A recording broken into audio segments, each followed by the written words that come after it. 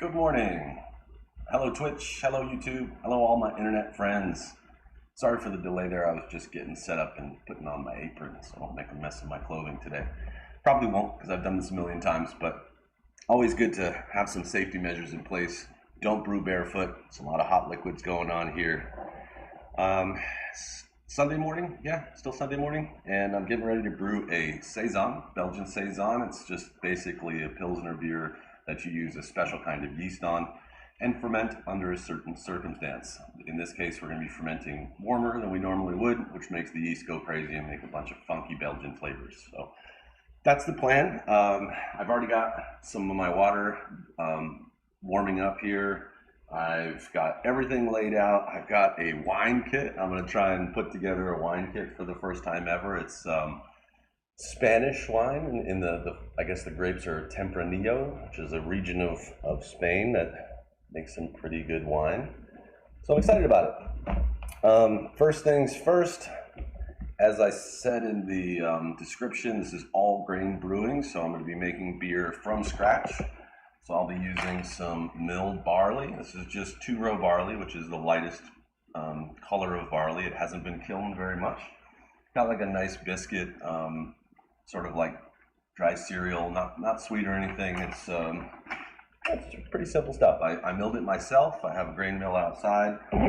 Also added a little bit of calcium chloride to the water. It's a salt, basically, little crystals of salt in here, and I just put a sprinkle in. I usually use about 2 teaspoons if I'm making a 5-gallon batch. So in this case, all I needed was just a little.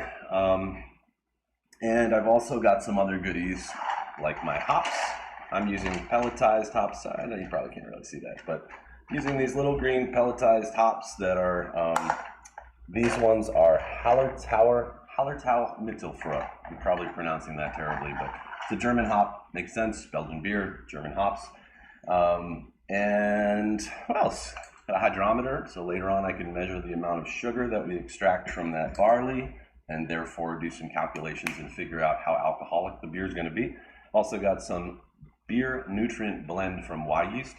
This is just old, dried, dead yeast. It gives the yeast a nice foundational place to grow. And I'm going to sprinkle that in towards the end. Here's a better shot of the hops. That's what hops look like. Let's see if it'll focus on that. Just little green things. Right now, they don't, I don't know, they don't have much to them. They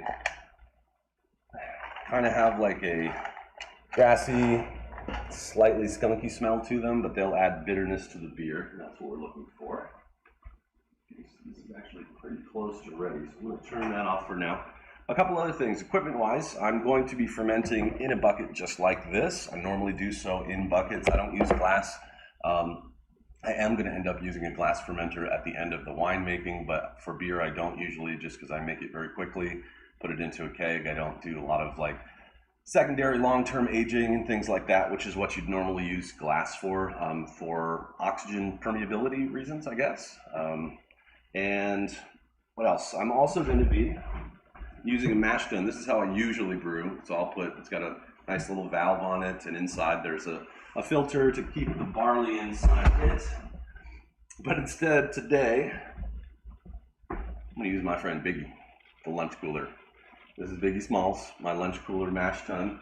Very similar, except for it doesn't have a valve. And I'm going to use this food-safe bag to keep all the grain out of the tea that we're going to make, so to speak. So I'm going to start getting this prepped. Sorry to give you my back for a moment.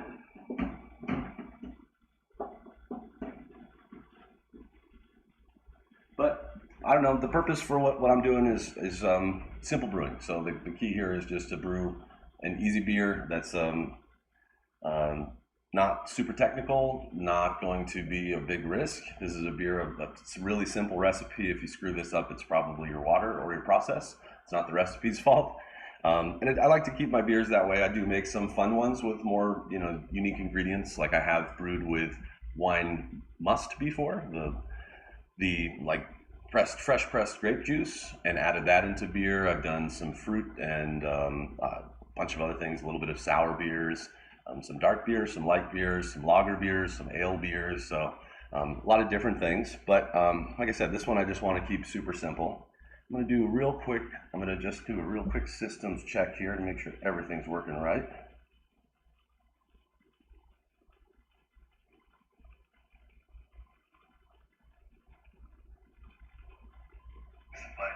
Like I said, I hear audio. That's what I was looking for.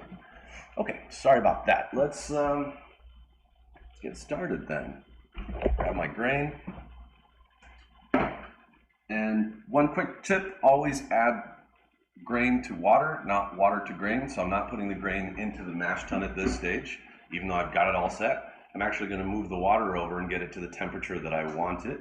And then from there, I'll worry about putting the grain in and slowly mixing it in so it doesn't turn into a big dough ball or anything. The water's at 164 right now. And this one is supposed to mash at 164. So I'm going to go up a few degrees and get this thing a little bit warmer than it needs to be. I'll move it over to the mash tun and then monitor it. Once it hits 164, I'm slowly going to mix the grains in the target temperature. So the water is going to cool down when I put the grains in it to some extent. The grains kind of suck up a lot of the temperature. So the target temp for this is 155. And the reason I'm doing that is because the temperature that you mash the beer at decides how thick or thin it's going to be and how strong in some ways or weak it's going to be. Now that's kind of less valuable at this stage or less important at this stage, but what I'm looking to do at 155, it's a little on the high end. It's going to give body to the beer because I know this Saison yeast that I'm going to use is going to eat it up and make it dry, kind of make it like thin. So I'm going to try and start with a wort or the beer that you start with a little thicker, a little on the thicker side, like something like something you would do for a stout, you know, that kind of style where you want the beer to be a little more hearty, and then the yeast will thin it out and make it work. I've done it with say I moved the temperature down by 5 degrees and did it at 150 or 148. I've done it that way, but it becomes too dry. It's like a champagne with no body whatsoever, and I don't really want that. So I'm going to turn it up just a little bit. Okay.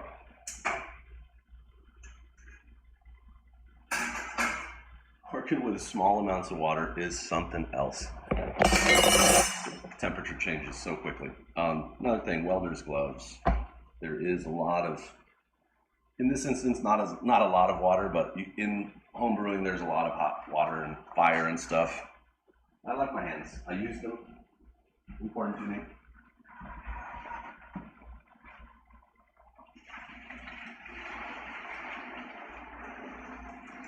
Okay, so real simple.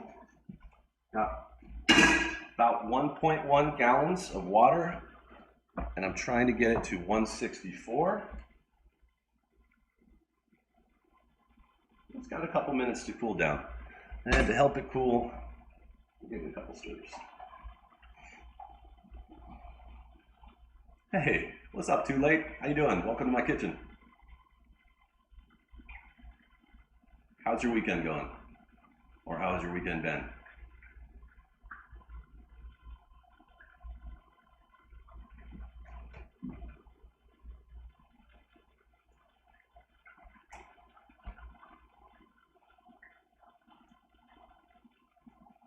Really good. Yesterday got to hang with family and eat together and see more people in one place than I've seen in a while. It was really hot. It was like 108 degrees. We were a couple hours inland, like into the desert area, and it's still hot. It's like still hot, even at whatever time it is, 7:15 here. It's hot, but yeah. And then came home and it cooled down a little bit, and I primed a wall in my backyard. My wife and I are going to paint this mural on the garage in our backyard. So I painted that. It's like a 9 by 20 foot section, so it was a pretty good workout. I'm aching today. Almost there, 167. Just want that magic number. Like I said, if I miss, then it's not the end of the world, but it'll make the beer a little thinner than I want it to be. Yeah, it was crazy hot. Now, granted, there's not a lot of humidity out here, but it's still, I mean, 108 is 108. even like the car, and we have a brand new car, and it was, even that was like struggling. Air conditioning was working, but you could tell that the car was feeling it. 166. I'm actually gonna, just for the sake of overshooting, I'm gonna go 165 if I can. That'll pretty much guarantee that, make that thicker beer, and then let the yeast chew it up. Okay, perfect. Now, I'm just going to secure the edges of the bag here to make sure it's steady, and then slowly start pouring it in, and I'm stirring and pouring. It's really not rocket surgery, but the key is just not to dump it all in at the same time, because it turns into a gigantic ball of dough. Working with this little amount of ingredients is hilarious to me. I've done this like 5 times. I've brewed with this system a handful of times. It's still funny. Now I'm just stirring it thoroughly. I'm using this spoon with a hole in it so it helps to kind of break it up.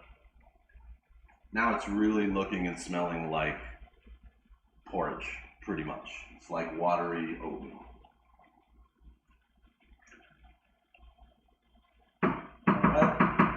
In my brewery, I'm going to close this for 30 minutes. In my brewery, for good luck, I put my gloves on top of the mash tun while that's working. And I'm going to set a quick timer for 30 minutes. And during that time, I'm going to try and make some wine. I really have no idea what I'm doing, so bear with me. Move Biggie Smalls over here. And get this stuff out of the way.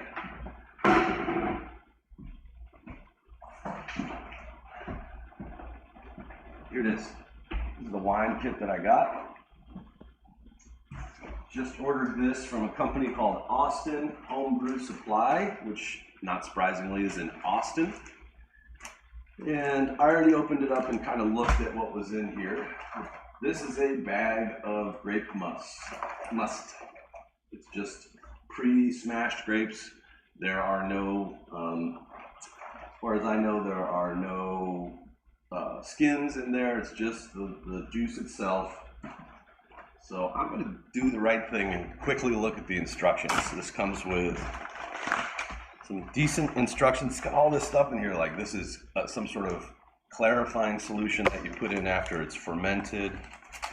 This is called bentonite. I think this goes in first. It's got some sulfite sorbate, which is, I think, again, it's a clarifying or an agent to stop things from growing in it once it's done fermenting. It's got some Lalvin EC 1118 wine yeast, probably the most prolific wine yeast in the world as far as homebrewing goes.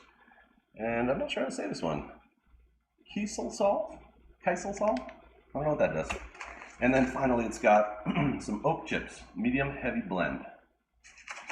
So this is going to be an oaked. I was inspired to do this by a vineyard and winery called Bruma in Mexico. I went there last month. And they do everything in stainless steel and add oak to it instead. And I never really thought about it. I didn't realize, because I always stayed away from making wine because I don't have barrels and I like red wine. I don't dislike white wine, but okay. All right, I need 2 liters of warm water. All right, I think I can make that happen.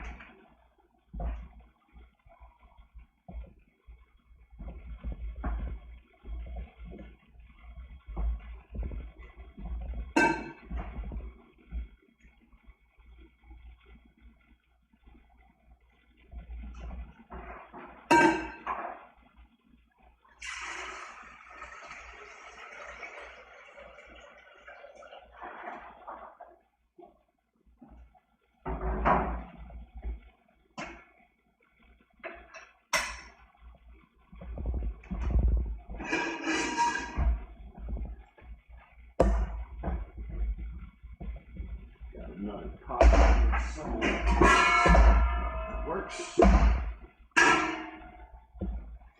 2 liters, 1/2 gallon.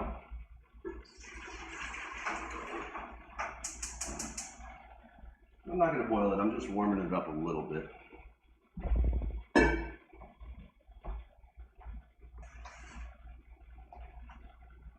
It's interesting because I've heard that, you know, just like making beer, sanitization is so important. I'm interested in seeing how this is going to go. The wine, the volume of wine should overtake anything. I don't think there's anything bad in the water, but it's clean water. I'm going to be fermenting in this, which is actually a big plastic fermenter. Right now it's got some sanitizer solution. Looks like I had some at the top there too. This is sanitizer in here. I'm going to dump this out, actually save it, but I'm going to dump it back into my other bucket to hold on to it. That makes sure that the fermenter is clean, or as clean as possible. I'm told though that that yeast is going to get in there and go crazy, and I don't have to worry about it at all. So it's not like beer. Beer is a little bit more sensitive, I think, primarily because with beer you cook it and then you bring it down to temperature, and once it's between 145 and room temperature, it's actually pretty sensitive. So it's, I could see that. It's a little different. This is going to start at room temperature, stay at room temperature. The yeast is going to start going literally like as soon as I put it in, and there's not a lot of oxygen time for it. So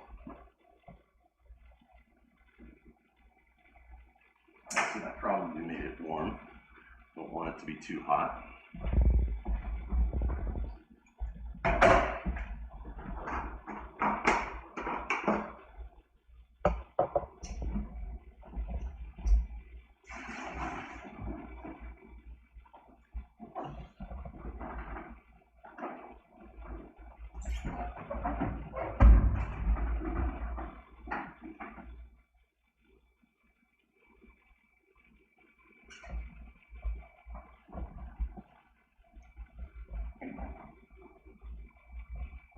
Okay, my hands are sanitized now.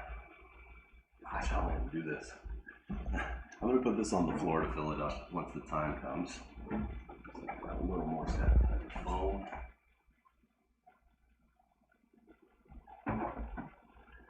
This is food grade sanitizer, so you can actually eat it. It doesn't taste very good, but you can eat it. I'm trying to get it all out of the fermenter though. It does have a little bit of flavor. That's close enough.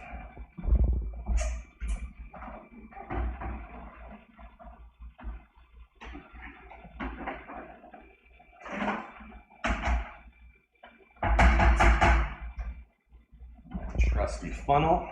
And then, oh man, I am mopping the floor after this stream. Otherwise, Mrs. Mutt's going to be upset. Okay, not that yet. I'm going to put in this 2 liters of water.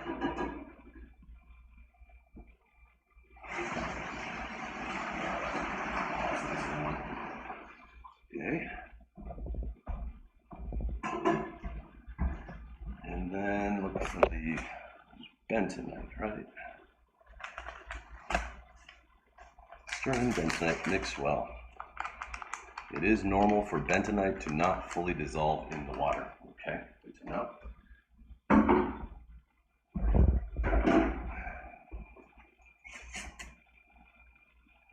So in goes bentonite. Oh, weird. It's like gray sand. Yeah, definitely. Charcoal. Weird. I think bentonite is a clarifier. I honestly don't know.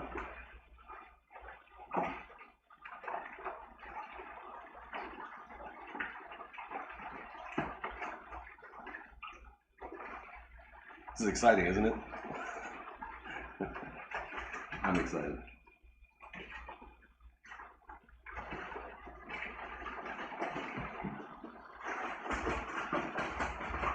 A little bit of a bentonite ball in there, so I'm going to try to break that up with a spoon.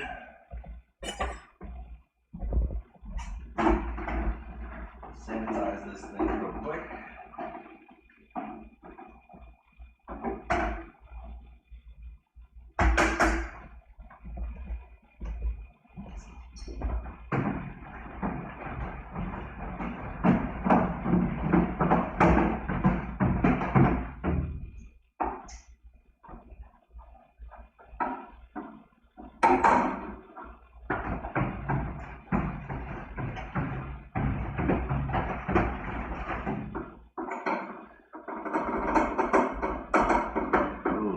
is kind of like clay. That's weird.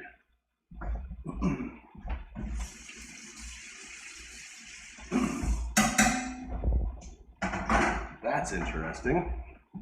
All right. Well, still got a big chunk of it in there.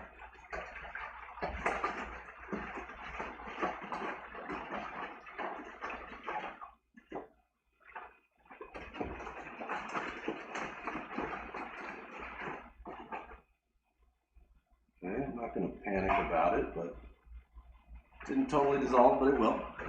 I'm told. The instructions told me so. It's not supposed to fully dissolve. Okay, now pour the contents of the juice base into the primary fermenter. All right. Use my funnel again.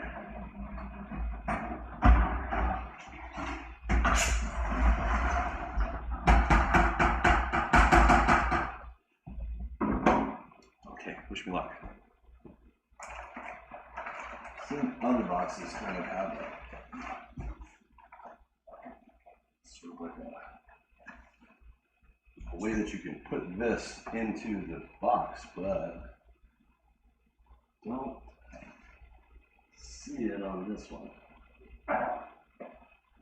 If it is here, I'm totally missing it. So instead, I'm just going to cut this thing right off. So I'll try and get it going right here in the box.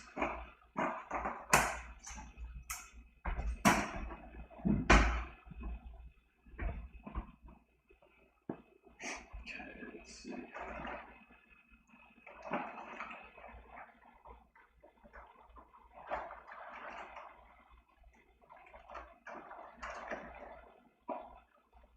And once I can figure out how to get this thing off.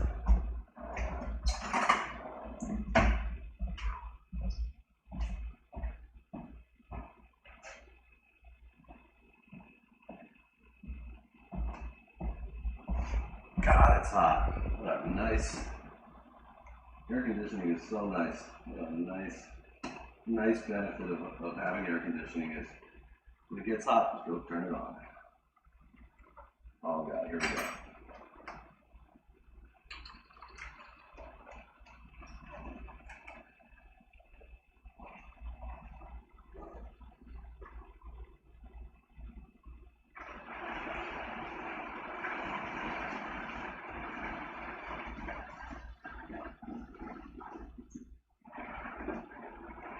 Wow, this stuff smells great.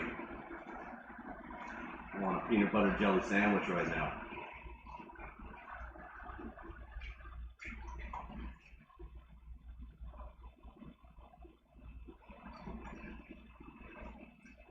Wow, ridiculous.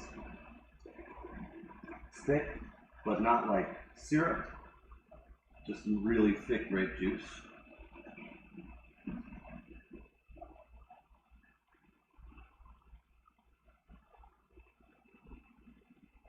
Right.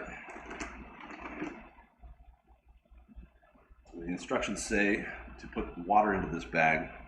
And I actually might ask Mrs. Musk, would you mind helping me real quick? I'm so sorry. You can come over here on the near the refrigerator. I just need your help real quick.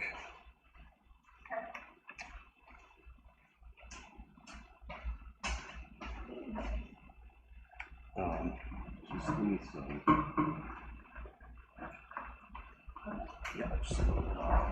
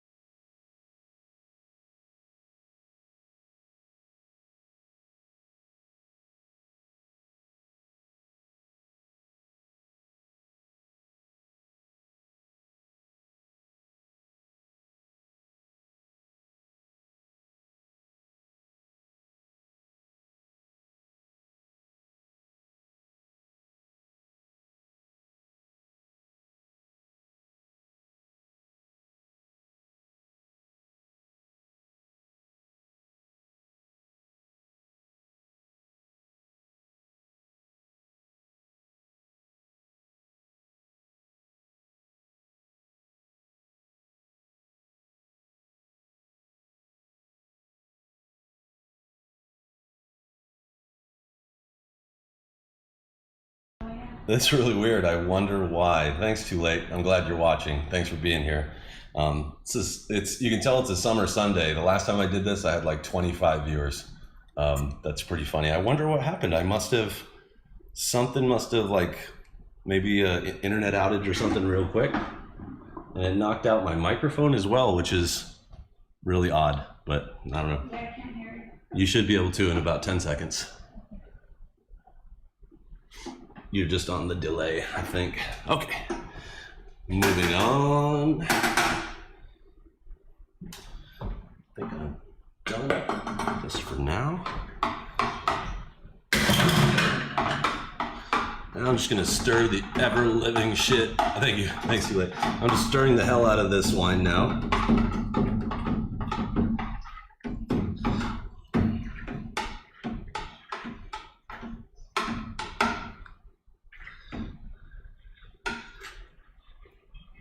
Okay.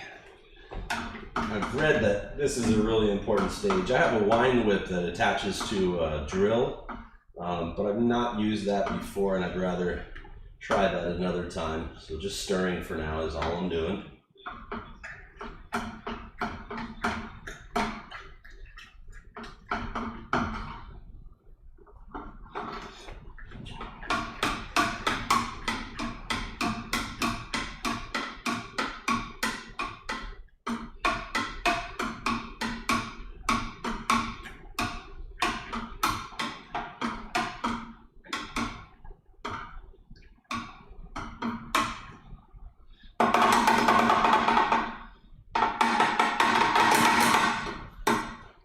One thing I've already noticed about making wine is that if you drip a little bit of wine, it's kind of a cleanup situation.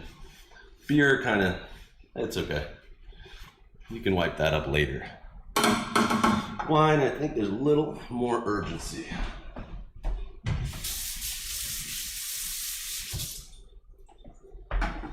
Okay.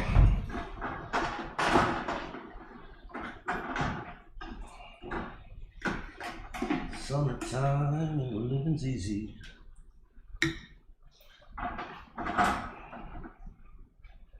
I'm also using a new gadget that I just got called a wine thief. And it's a tool that you use to grab a reading or a sample from the wine. It's kind of cool looking. I'm sanitizing it right now, but I'll show you. It looks like this. And it's got a hole in the top and a hole in the bottom. It comes apart so you can clean it. It's 3 pieces, but basically what I understand is you put it down into liquid, put your finger over the top, and pull out your sample. That's cool. This will be useful. I've always used like a turkey baster, like a plastic turkey baster, but the problem with that is sometimes the rubber part of it falls off, and I don't know. This seems a lot more elegant. Let's see how it works. Put you in here.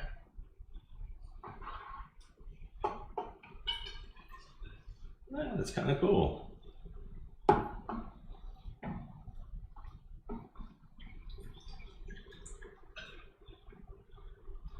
Don't think I'm doing it right. Let's stick it all the way down in there. Give it some time to fill. There we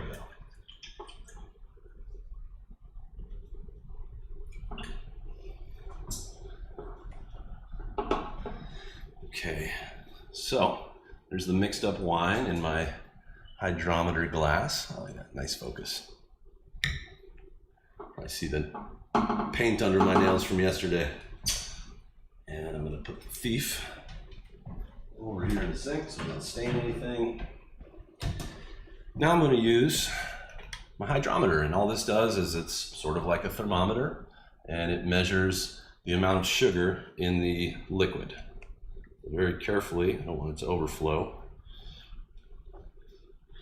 So this is at 1.9. Looks like about 1.9. So that's perfect. So that's going to be probably somewhere in like the 12 to 14% range. I don't know the math for this yeast exactly. Now I want all of this. So since all of these items are sanitized, I'm going to put this back in the fermenter, like so.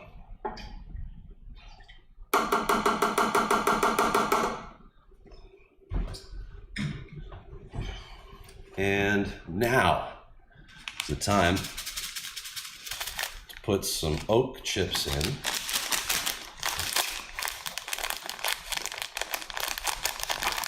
It's crazy that they would ask you to take the measurement after putting a bunch of this. This is just going to be like sawdust pretty much, because I believe that they make it in this way so that it settles down easily.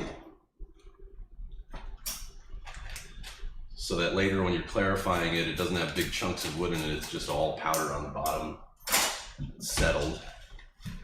Yeah, it is, it's like, not fine, it's just like, let's see if I can get a view in there for you. Yeah, that's what it looks like, just chunky wood. And now, it's all going in. I assume this oak has some germ fighting characteristics as well. I think I've heard that about oaks and oak barrels.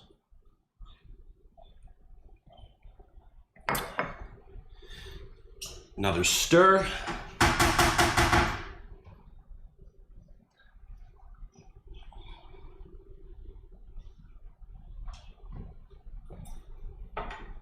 This looks and smells beautiful. I'm so excited about this. Stir to make sure all the oak gets wet.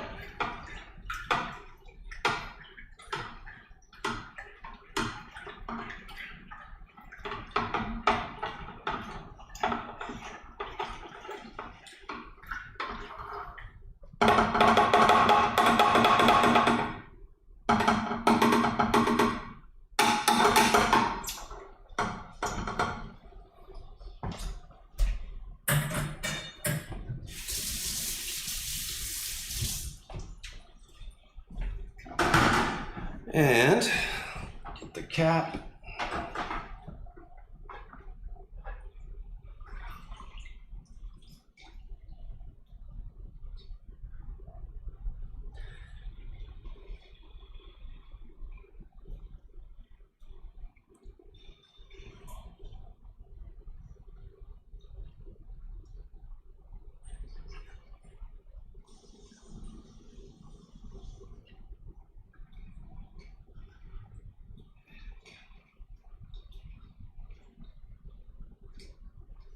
All right.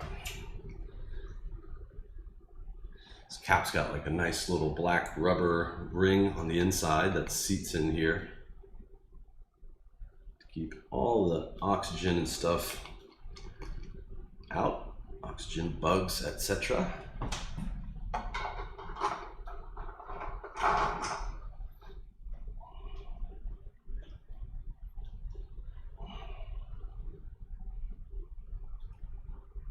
Okay.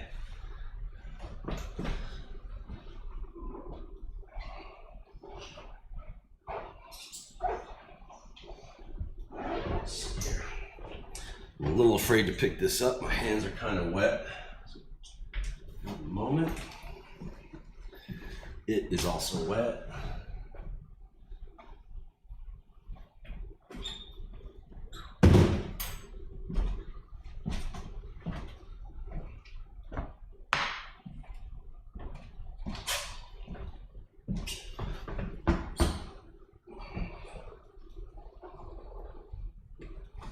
And there we go.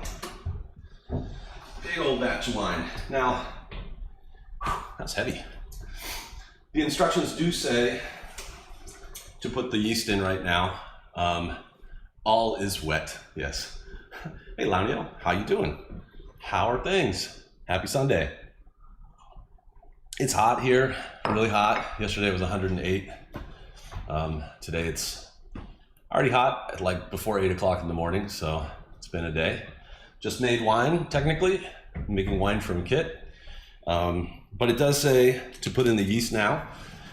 But I'm pretty experienced with brewing and I understand how fermentation works. So what I'd rather do is stick this into my fridge outside that's temperature controlled at about 71 degrees. And once this is at 71 degrees, then I'll put the yeast in and it'll get going.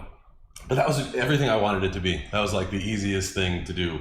I think other than later on putting the wine into bottles, this is already way easier than making beer. So thanks, Launio. So I'm gonna set this aside, keep it right here, just in case it's not going anywhere. It weighs like 70 pounds. And real quick, I'm gonna dry up the floor. I'll be right back. And we'll do some beer. The mash, look at that. It took me 29 minutes to make wine. And I talked and bullshitted through half of that.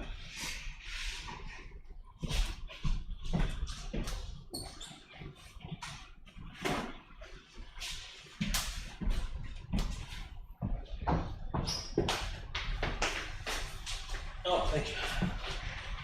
Thank you.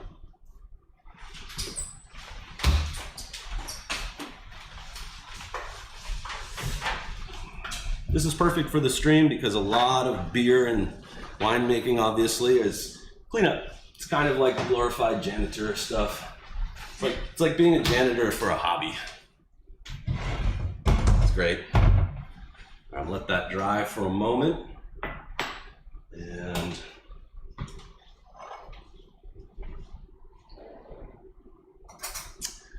did you stomp the grapes yourself? No, this is actually from a kit I bought from this company called Austin Homebrew Supply. It's called Wine Expert. And it's literally a boxed wine. Tempranillo is a region of Spain. And I like the wine that comes from there. So I do have access to a grape smasher.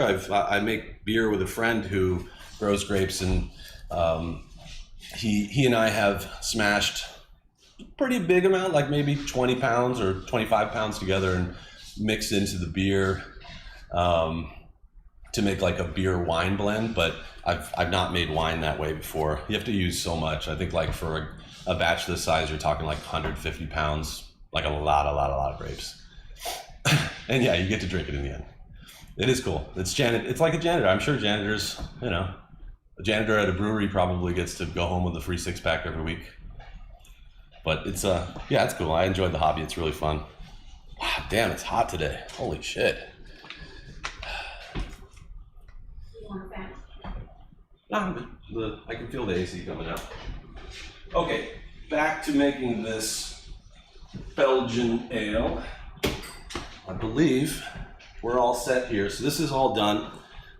This part gets a little messy sometimes. So I'm going to, I may do this over the sink out of the view of the stream for a moment. But basically all I'm going to do is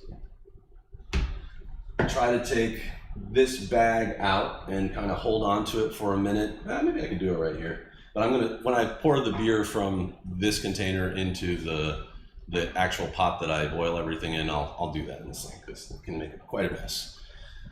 I'll need a big bowl.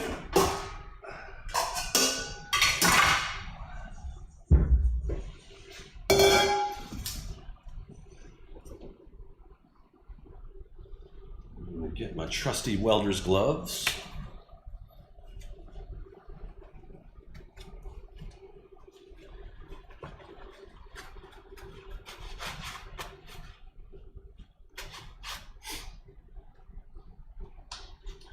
You weren't lucky enough to see on camera. What was that, Lamia?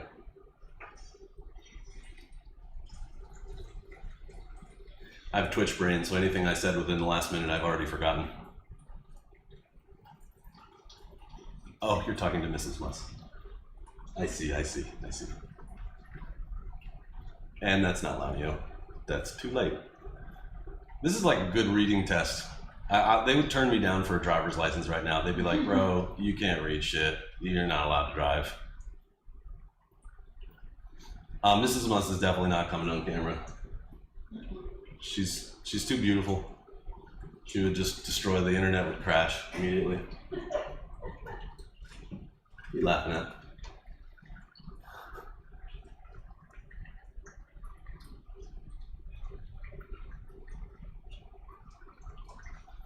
Just hanging around.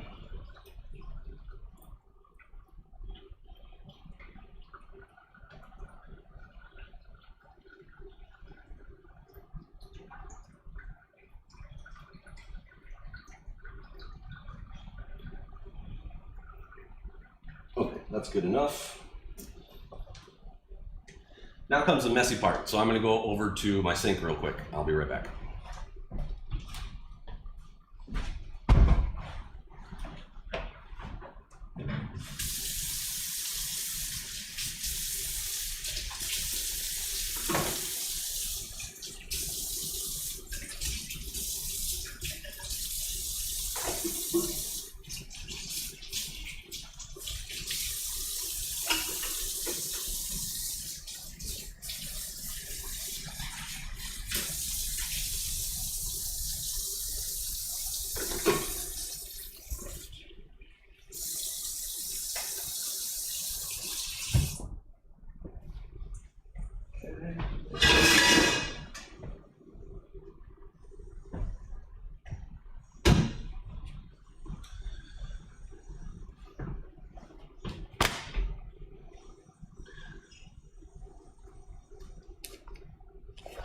Too late. Yeah, that's totally why.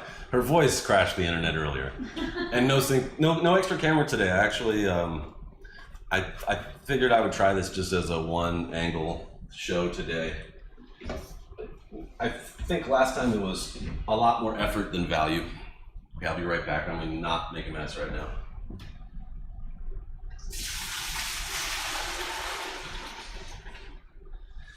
Yeah, that's super easy when it's in the sink. It's kind of terrifying when it's on the counter because there's very, very hot beer stuff in there.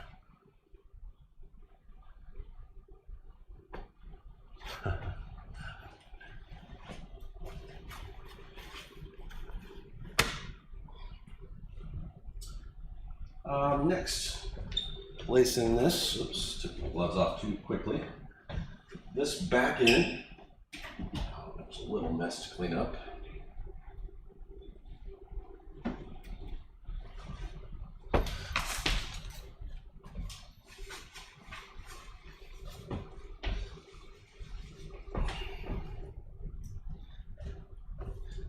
I'll be mopping later for sure. Launio, this is crazy, dude. This is summertime streaming. Remember the last time I did this? I had like 25 viewers. Welcome to summer post-pandemic on Twitch and YouTube. Pretty funny.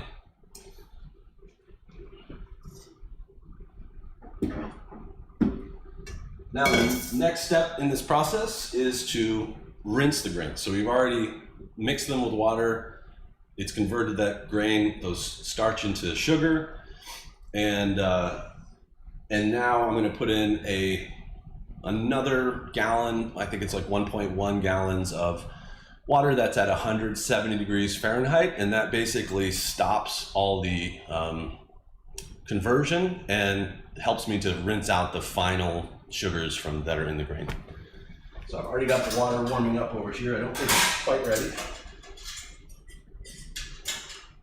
It's not.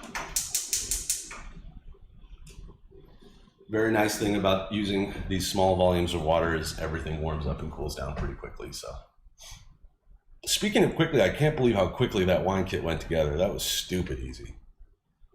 I've never really sat down and wanted to like, okay, I'm thinking I want to think about wine or think about making wine, but it's been on the back of my mind. Like I've been fermenting things for long time, like 7 or 8 years, and many years. I don't know how many years now, but I've never done wine. I've done cider. I guess I've kind of done like an apple wine, but never traditional wine. So this is cool. I'm excited, and it looks great. I mean, it's everything I wanted it to be.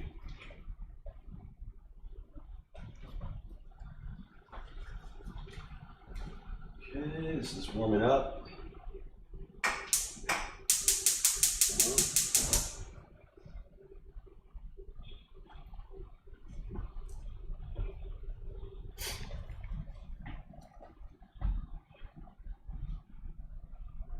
Launio, what have you been up to this weekend? Anything exciting? I stopped in yesterday for a short minute to watch what you were playing. I thought it was going to be The Forest, and it actually looked like The Forest, but it wasn't. It was something else, huh? Yeah, that could be. Yeah, for sure.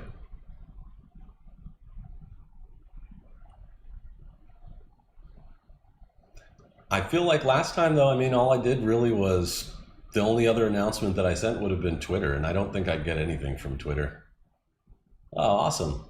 And look at that. Twitch allowed you to use the word Niger. That's nice. But yeah, I really think it's just post-pandemic and summertime. It's people are just, at least here in my area, people are just going crazy. Like we had a family event yesterday where I haven't seen those people together in that size of a group in a long time, and it seemed like everywhere we looked there was just people and lots of people out doing stuff. Oh, that sucks. Hangovers are harsh, dude. Gotta get you some Pedialyte. Stay hydrated.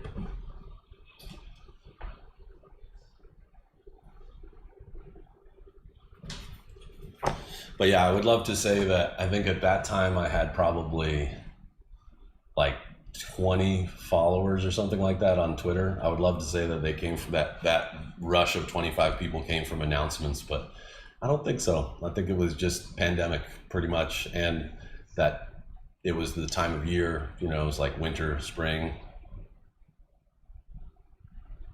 Well, Streamlabs is doing some funny stuff. I wonder if, yeah, no doubt. Yeah. I think seasonality plays a big role. I mean, seasonality plays a big role in video games in general. What up, Foddick? I feel like, you know, I don't live in an area where there's winter weather, but I remember I'd never played video games during the summer. Like when I lived back east, if it was, you know, 70 degrees or 65 degrees or warmer outside, I was outside doing shit. I was not playing games. But, and I had, you know, consoles, and at that time, you know, I had a gaming, not a gaming computer, but I had games on my PC. So I think it is pretty seasonal. Phonic would know. Phonic, did you find when you were playing, and it may not apply, but did you find that Twitch streaming was seasonal, where you had more viewership during one time of year and less viewership during another time of year? If you're assuming you're within earshot. Phonic's a little different though. Okay, yeah, I was gonna say your stream was different because you're a brilliant piano player, and I miss your stream every day. Me too. Mrs. Must just said "me too" in the background. I don't know if you heard that. One of the worst summers here in Belgium. Still, summer's a lot of family time for me. Yep, I hear you. I agree.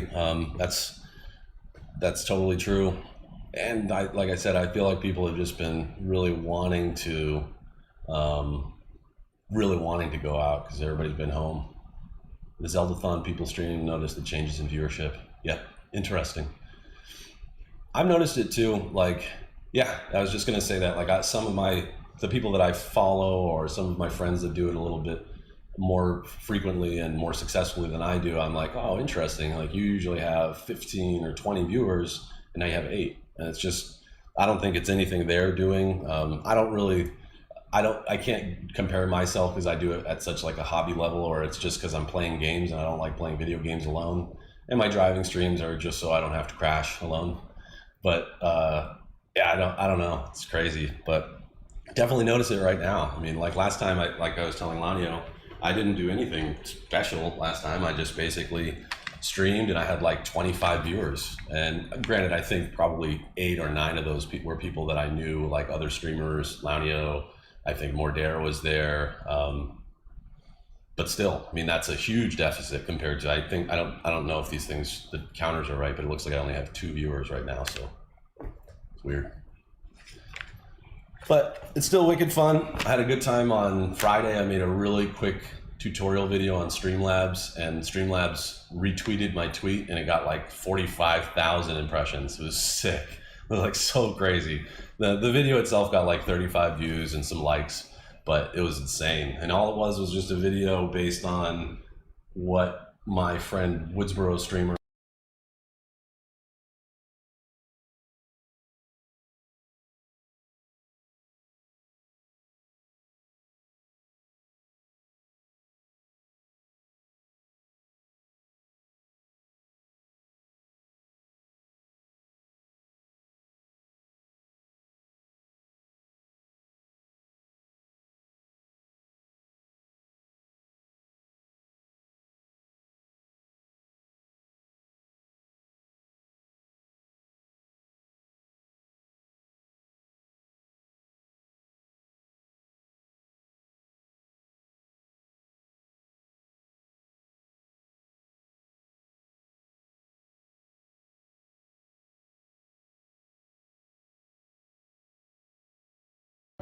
Yeah, I realized what happened.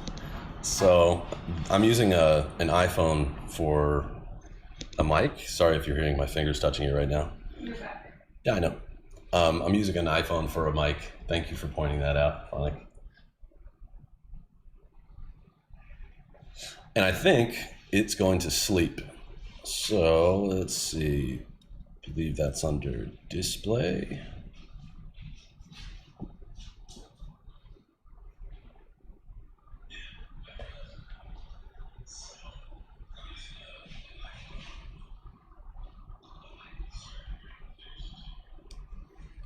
I don't even know where this setting is.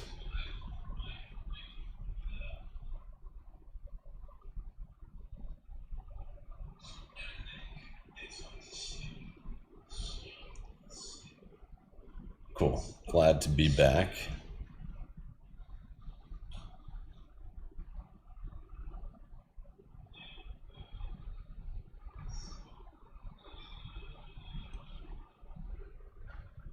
It's one of these settings. Maybe it's like privacy.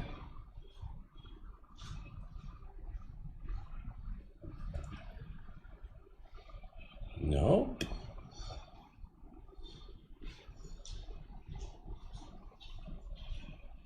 Auto lock. There we go. Never. Let's try that.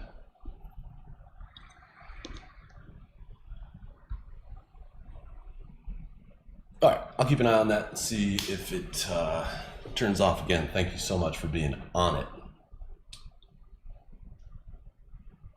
Too late. You're saying, you said less viewers, that is all?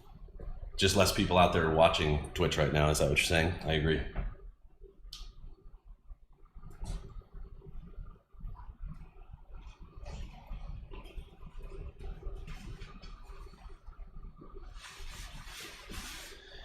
But you know, like Lanio, I don't know if you're still here, but you know, thinking on it too, like I have had better viewership since I stopped putting go live notifications on Twitter. So I definitely don't think it was me. I think this is just random summertime stuff.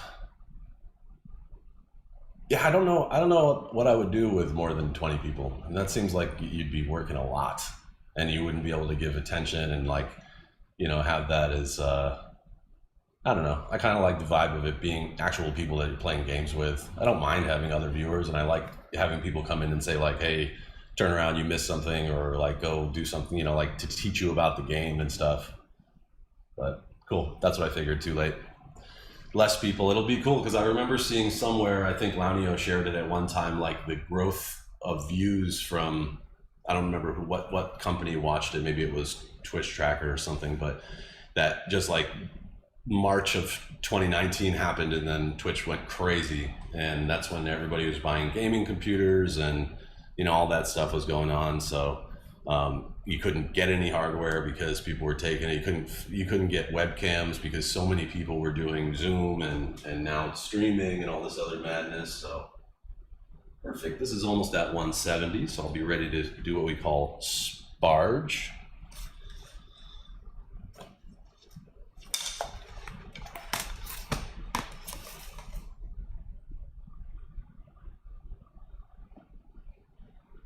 I think the times that like viewership is fun and where I'd like to have 20 or 30, yeah, I agree. Winter was better and will be every year. It's always going to be that way, I think, because I feel like more people play games. But I think for me, the situation where 20 or 30 viewers is fun is when there's something happening, like when we did Twitch drops, when we were dropping items. So you just had to watch our streams, anybody's No Man's Sky stream, and if you watch for an hour, you got one item. If you watch for 2 hours, you got another item or another few items. It's always going to be that way, I think. Whoa. And I think that's really rad. That was a really cool thing, because then you have a bunch of viewers that are there for one reason or another. Now, a lot of them were just lurking to get the items, but it also had this like kind of frenzied vibe of like, holy shit, something's happening. You know, like wow, this is great. We're getting free items from Hello Games, and it was cool. Like I really liked that. So that's an ideal way to have a bigger viewership. I gotta hand it to the people that do it with like thousands of people. I have I have no idea. I wish you did too, Too Late. You have so much good stuff, good knowledge. I'm sure you've seen many things in the Euclid galaxy and beyond. Okay, now I'm just going to mix this up. Bada bing.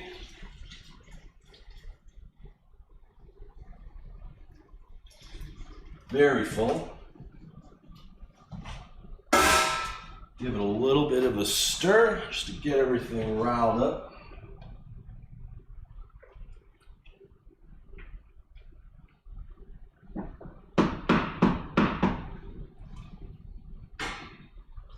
And we'll close it. About 15 minutes.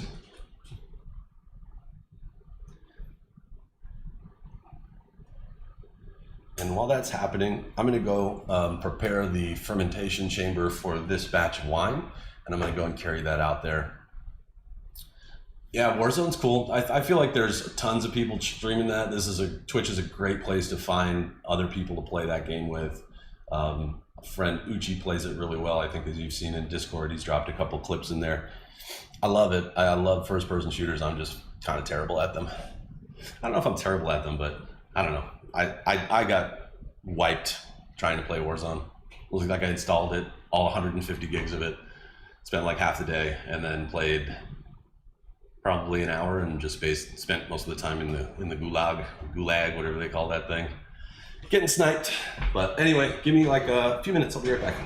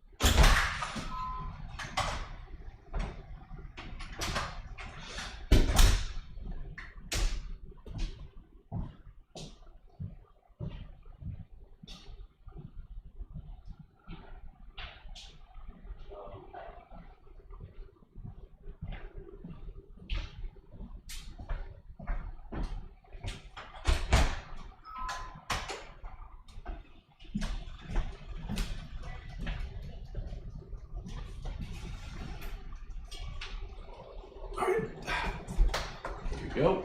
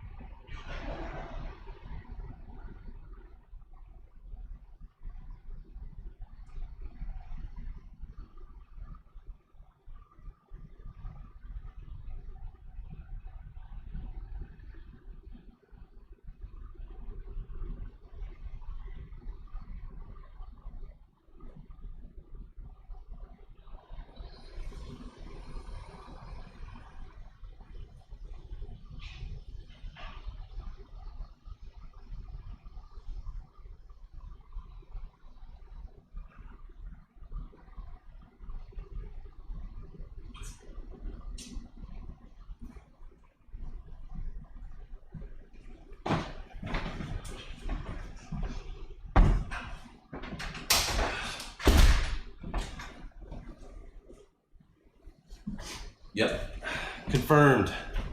8:10 a.m. It is hot as fuck outside. Holy shit. Pardon my language, but it is that hot. Where was I?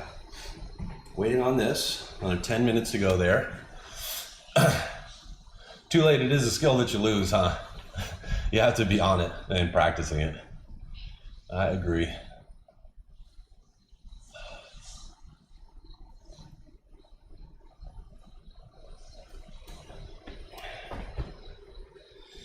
So pretty soon here, the next stages of this, while we're waiting, are pretty simple.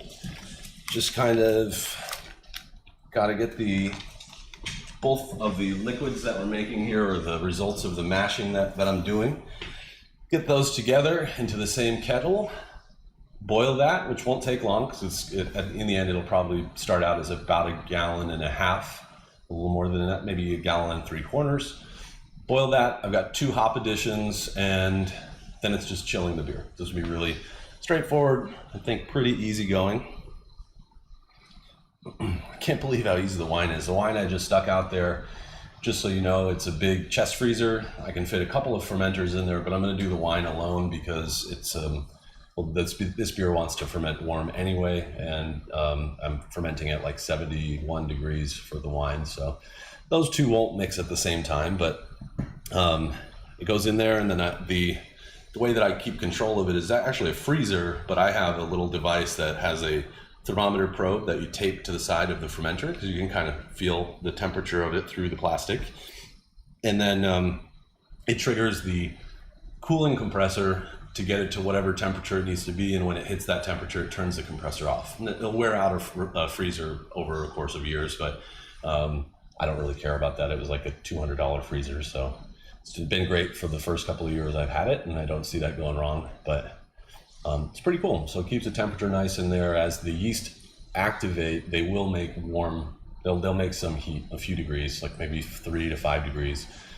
And so that would push the fermentation up into a range where you might start to produce fusel alcohol, which is like a bad alcohol. It's the kind of thing that's why when you drink cheap liquor, like I use this for cleaning and sanitizing, but when you drink cheap liquor, often it's made with a mash that's been fermented way too warm, and it creates these bad tasting and negative, like if you get a headache from drinking a certain type of beer, or sometimes wine is less likely, because I feel like, well, that's not true, I guess. Like a $2 bottle of wine is probably full of fusel alcohol. So, but that's one of those things. So I want to keep the temperature in the right range, and it's nice to have that temp changer.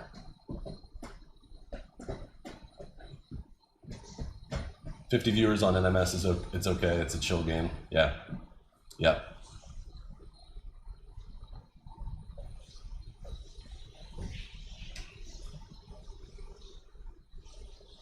It definitely adds to the fun, but I think that if you focus, like, again, I'm not doing it full time, and I have huge respect to everybody who does, but I think it must be very hard to stay active and stay excited about playing games and like talking to people and stuff, if what you're really trying to do is grow to be one of those few thousand, or whatever they're called, partner streamers.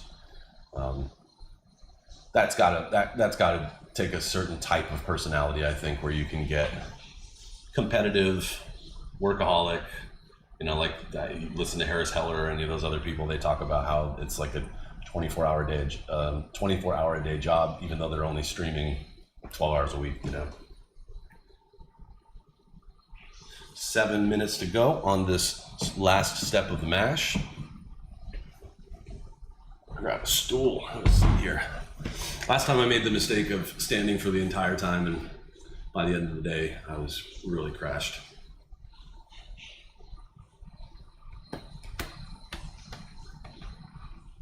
I'm looking forward to playing some No Man's Sky. Too late. What are you doing tomorrow at like 7 p.m., 8 p.m. your time? Playing No Man's Sky with me? Sure, I accept. But anyway, I'll be playing tomorrow from like 4 to 5 my time. Maybe even later. Tomorrow afternoon, I think Mrs. Muss has an engagement. Phonic, you feel like you'll never stream again? Because of the DMCA stuff, or just because you don't have interest in it anymore? Yeah. Yeah, I liked watching you play, man. I think it was really fun. I could see how like with 20 or 30 people. Okay, that's cool. I could see how like with 20 or 30 people like asking you to play the same song over and over again, or to play songs that you don't want to play. It's probably kind of annoying. Yeah, that's funny. Yeah. Yeah, I can't look at it as that. Like I have fun, and like if I could make some passive income doing it, then it would be great. But like I can't look at it like that. I have a full-time job already. This is just fun for me.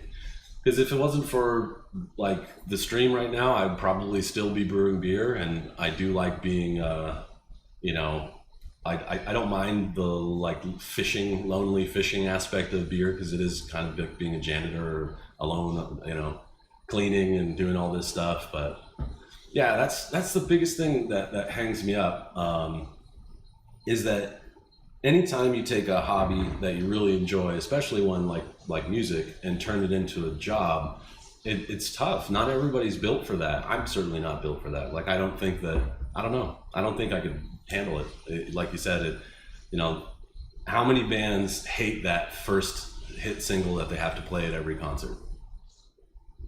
You know? Yeah, exactly. I like that, Phonic. That's a really good point. And it could tarnish it. Like imagine so I love No Man's Sky. I love driving in the simulator. I really love F1. I like rally. I really do. If I was trying to do that as an entertaining factor, I don't think I could honestly do it, because I don't know. I also don't go out to watch streams unless I know the person, or I'm trying to learn something about a game, or I guess, you know, I do it supportively mostly, you know, like friends that stream, I like to hang with them and talk with them and socialize.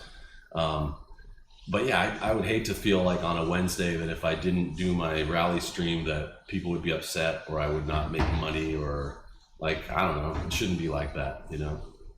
Phonic, did you make more money? You make money from tips, right? Not from the affiliate program? Just curious. I don't do the affiliate program, but I always wanted to ask someone, do you actually make money using it? I read it, it doesn't sound interesting to me, and it looks like you make very, very little money compared to Twitch. Like Twitch makes half of your money, and that seems weird. Why would you do that when you could just stream for free and ask for tips if you really wanted to make money? Do sponsorship and shit, I don't know. Okay, I didn't remember you having it. I don't remember ever watching a commercial. Okay, so 20 subs is like what, $20 a month? That's cool. That's not bad. I mean, that could help you pay for your internet or something. Lanio and I once talked about it, and I sort of joked that I would love, as a goal, as success factor would be, if I did get into a place where I was regularly getting tips or other things, which does happen, I do get tips. But if I was regularly doing that, if I could pay my internet bill, I would call that success. That's the pretty much the top tier. See, that's rad. The tips and donations are way better. So I have a like tip feature through Streamlabs, and yeah, right. I was just gonna say that, like, there's no way that this could replace my full-time job, that it couldn't replace my income. You know, you're talking about, if you look at Twitch Tracker and look at everybody's in like the top 8%, because the top 0.002% or something are the ones that are doing the most, that are getting the most out of it. There are lots of people that make okay passive income, but I don't know, that's a lot of work. I have gotten some tips and I'm super appreciative of them, but it's funny, to your point, I've invested like $2,000 in gaming equipment and driving simulator stuff and all this, and games and all this other shit. Even then, even if I didn't have a full-time job, I'm already so far into the negative, it doesn't really matter. But definitely, I have a lot of respect for it as a craft, and as people who are pursuing it as a full-time gig. I think it's super cool. I just don't, you know, homebrewing is a good example. Another good example is, like, I feel like almost everybody, including myself, who gets into homebrewing beer is immediately like, I'm gonna write a business plan, get some investors, and open a brewery. I absolutely did it, and I tried like hell. Probably could have tried harder, of course. Like, I could have dedicated myself to it, but it really started feeling like work, and I realized right away that I'd be selling my soul to sell my soul, basically, like selling my soul to get this business started, and then spending 100 hours a week doing it. and then, you know, not being able to have this like freedom to clock out at 5 or 6 o'clock at night and go home and do whatever I wanted to do. And I watched a couple of my friends go through it, and while I respect them and I think it's awesome that they did it, it was more of a fit for them than it would have been for me, you know.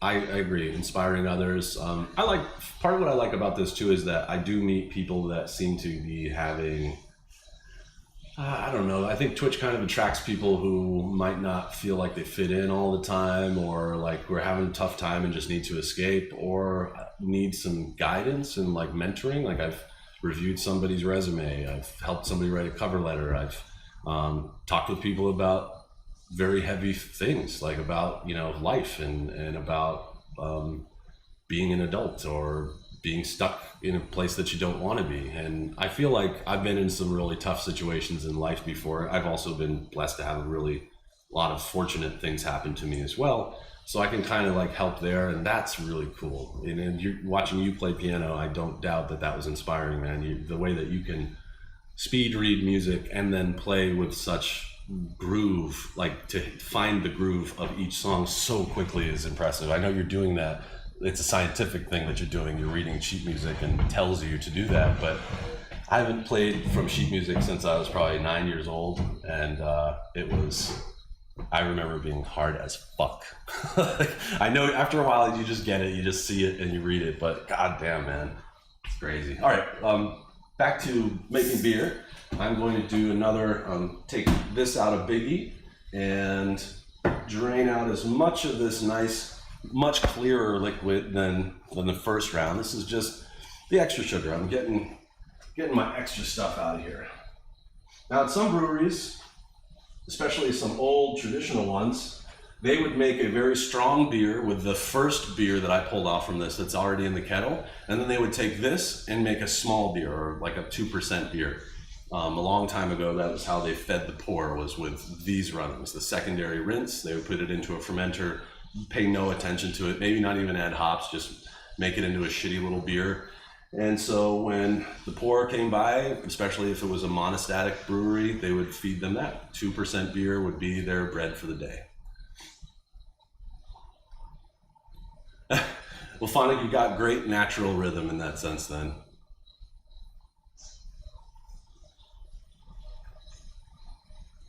See,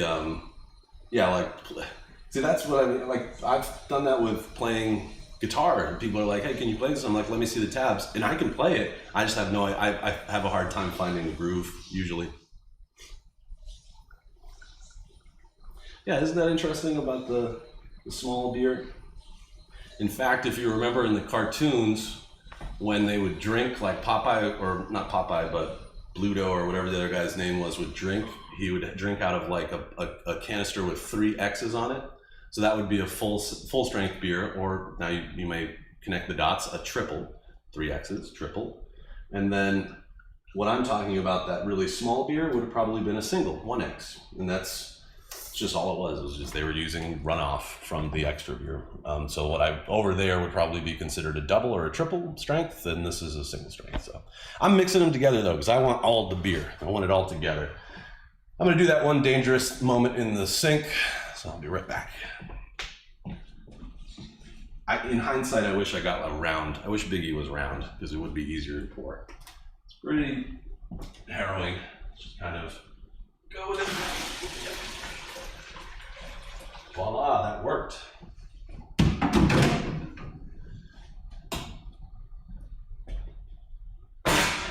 All right.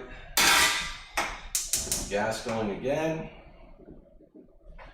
This is, especially with this beer. Now, if we were making an IPA, I'd be busy the whole time this was happening, right? Right now, I'm gonna bring it up to a boil, and then I'm gonna add some hops and start a timer. Watch that for the next hour. So the first hops create bitterness in the beer. So I'm gonna add just a little bit, because it's a Belgian beer. I don't want it to be too bitter, but I do want bitterness. You want it to offset the sweetness. And the hops will float around inside the beer boiling, or what's called wort right now, boiling, and they'll bitter it over the next hour. You can also use hops to add more flavor by adding close to the end of that hour, like at 15 minutes, 10, 15 minutes to go until the end of the hour. put more hops, and that'll make flavor, very forward hop flavor, because it was added late, so it hasn't been bittered or it hasn't been boiled out, so it still has that like skunky, grassy flavor of hops. Also, when you turn the kettle off at the end, you can add some final hops, and those will make add some aroma, because they are really pungent, because they don't get boiled at all. So this one will only have 2 hops, 2 hop additions. One is at 60 minutes, and I think the other one is at 15. Yeah, so it's a bitter and then a flavoring addition. And I'm using Hallertauer Mittelfrüh. I don't know if I'm saying that right, but they are pretty good. I use them in most beer. Like most beers have this. At least one of the additions will be Hallertauer.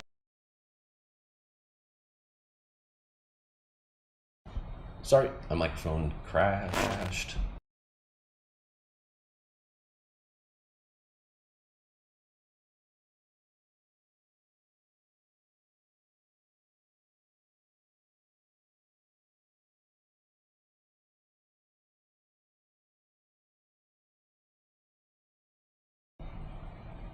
Okay. Yeah, I know. It's really weird. So the main difference here is I'm using an older phone. Last time I used my actual cell phone to do this, but thanks.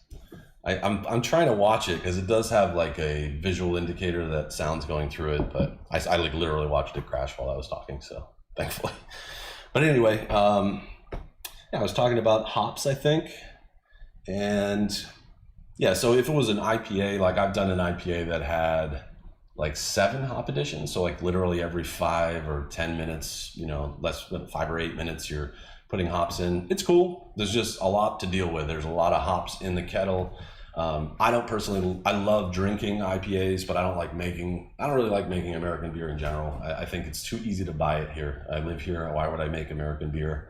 And also because hops are really expensive. They're the most expensive part of the ingredients, kind of like with pizza. The mozzarella cheese is the expensive part, so you don't want to fuck that up. I don't want to make, I've made an IPA that was terrible before, and it sucks because it was like a $55 batch of beer, and I'm used to paying like $26, $28 for my beers, for a whole keg of beer.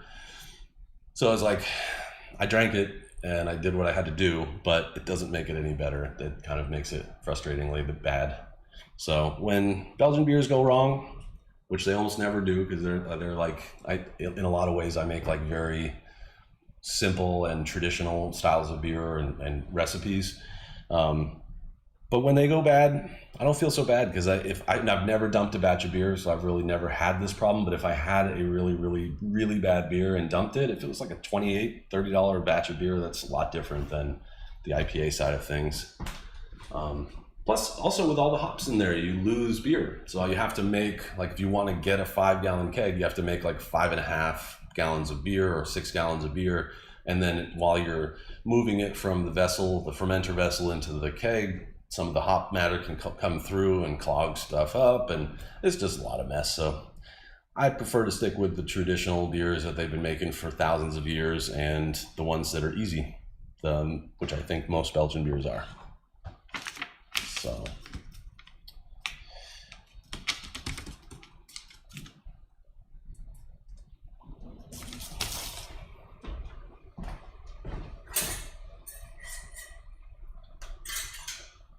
Phonic, I assume you're working today? Is that a safe assumption?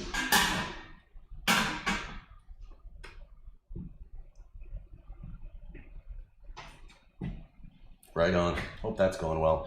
I'm going to take a minute here. The floor is really sticky underneath my feet, so I'm going to take a minute and wipe the floor. I'll be right back.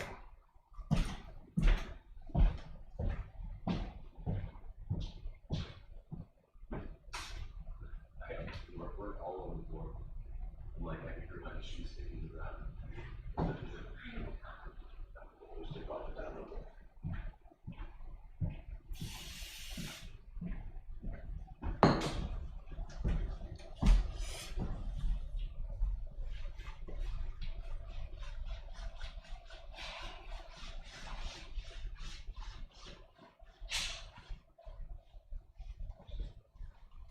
Okay, that should be better.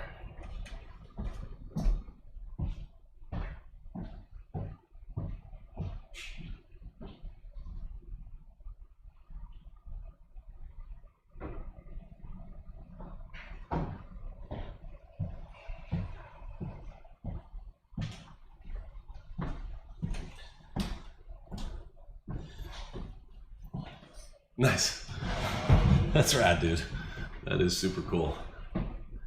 I know it's kind of a bummer on a Sunday, but you have some weekdays off as a weekend, right? Or are you just like a working fool 7 days a week?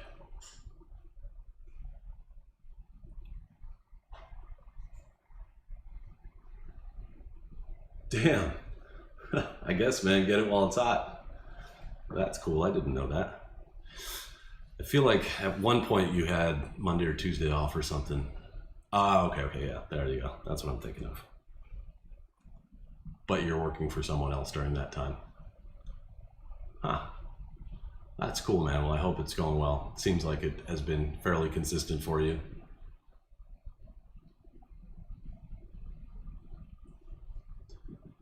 I'm trying to think about with this beer. So I've made Saison, I've made this type of beer a million times. I've never done exactly like this. Oh, nice. 2 years is not bad. And making bank is dope. I'm glad you are, dude. You deserve every dollar. Awesome. Yep, I got 3 years at my current company in October as well. I'm trying to think of a spice or something that I can put in this beer. You know, I thought maybe some black peppercorn would be pretty cool. That's a nice, usually a pretty good balance with the spicy yeast character of this. I thought about maybe putting some sort of pepper into it, like a hot pepper, you know, jalapeno or something like that. It's only a gallon of beer, so I can do whatever I want. It'll go quick. Maybe that's what I'll do. Maybe when it gets done fermenting, maybe I'll add some sliced up jalapeno and make like a spicy ass beer. Maybe that's the thing. I thought about fruit, but just like with IPA, fruit takes up a lot of space and can often suck up a lot of like the beer itself. And with 1 gallon, I'm not trying to like do any extra work because it's only like a few beers, so it's a handful of beer. Right now in the 1 gallon keg outside, I have a oatmeal stout with espresso that I made for a friend, my friend Phil. Same process, same setup. We just brewed it in here. Yeah, it sounds good. I can't have any of it, but it's got Starbucks espresso in it and jet black, really nice hearty beer. I had a sip of it before we added the espresso, and it was good. And I love coffee. I just can't do it. I imagine it's going to taste really nice. So gonna have to have Phil and his wife come over and help or drink that beer. Yeah, they're dope, dude. Especially if it's cool outside now. It's 100 degrees out. I'm not sure I'd really do that. Yeah, Russian Imperial Stout. Often those are the purpose behind those is sort of lost. So those are called Russian because the English made them to ship to Russia. So they made them really, really, really strong so that they would survive and not, like the shelf life is so much longer on strong beer. And that prune, and you may be talking about a specific beer, but like prune or sometimes like a very wine-like, not nice wine-like characteristic is just a result of them being too old or too young. You can drink them too fresh. Like if you go buy a 2021 Russian Imperial Stout, you shouldn't drink that until 22. I have, in fact, right here, I have a Firestone Walker 2015. And this is basically like a very, it's a blend, but it's, I don't know if it has it's a mix of oak barrel aged beers, some with, it's supposed to have flavors of tobacco, chocolate, and molasses. There is no chocolate in this, and there's no coffee in it either, but, and then I have a 2016. So I got these because I attended their party. Right, yeah, I'm teaching you and hopefully saving someone else from having that same problem. Because I went to their anniversary party a couple of years in a row, and they gave us like small like half cases. So I had like 6 of each of those each year. And the first year they were terrible. Like they were undrinkable. They were so strong and like boozy and all this other madness. But I guarantee you that 2015 would drink like a it probably is like not candy sweet, but like nice and smooth and sweet, less boozy. It's been a while. It's the wrong time of year for me to drink those, but last time I opened one, I think I actually opened the 16. It was delicious. It was really, really good. So that's the trick. Pretty much with all strong beer. I mean, the only exceptions to the rule would be like Delirium, Duvel. There's some like light colored Belgian beers that are very strong that you should drink without aging. But even those will do well. If you aged a Delirium Tremens for a year, it's going to be brilliant. It'll be awesome as long as you didn't age it in like 100-degree locker or something. You know, if it was somewhere in room temperature for a year or two, it would be awesome. I have, it's too far back there, but I have all sorts of old beer. This bottle of Magic Hat number 9, I took this out of a 12-pack in my dad's refrigerator when I was like 14 years old. This beer is like 20-something years old. Or older, my math sucks, but 26 years old. But I also have a bottle way back there, up there, that is a quadruple that I made. Again, that was really hot and boozy, but I just have kept them. I think that's from 15, probably, something like that. But yeah, that's kind of what, you know, it's funny, I think about that beer. I think I've told you this story, so sorry if I'm repeating myself, but we rented a house when I was young, and it had like an apartment underneath it, and my dad's cousin Paul lived in that apartment, and Paul had a can of Billy beer unopened, like on his refrigerator or something. And Billy beer was actually part of the revival of homebrewing in the US, because it was what's his name? I'm totally blanking on the president. Carter. Thank you. Billy Carter was President Carter's brother, and he was a beer home brewer, and he urged President Carter to pass legislation that would legalize home brewing, because after Prohibition, they legalized making beer, but they didn't legalize making alcohol at your home.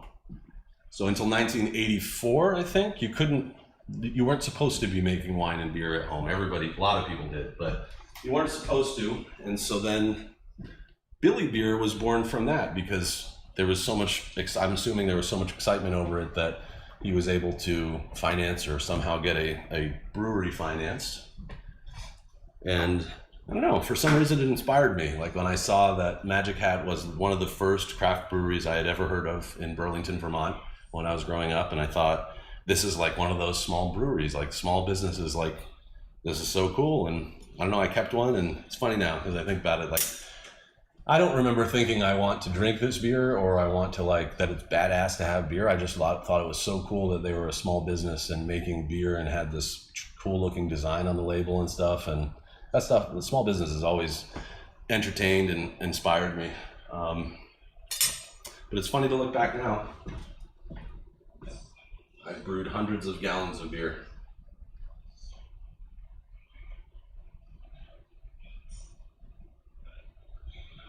How it survived, like moving out of my parents' house, going to college, doing all that other shit, moving across the country. How that bottle survived, I have no idea. I saved a bunch of champagne from the year 2000, like a couple bottles of champagne, and those got drank in like 2006 at a like late night party at my house. So it's actually kind of hard to keep things like that.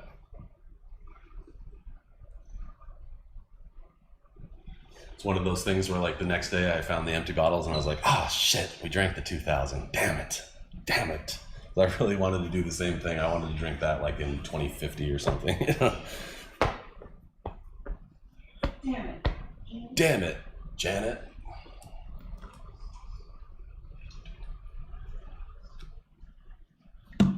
Mrs. Musk woke up with the Rocky Horror Picture Show stuck in her head. So we've been saying, oh, Brad. Singing that song pretty much all day. Damn it, Janet, I love you.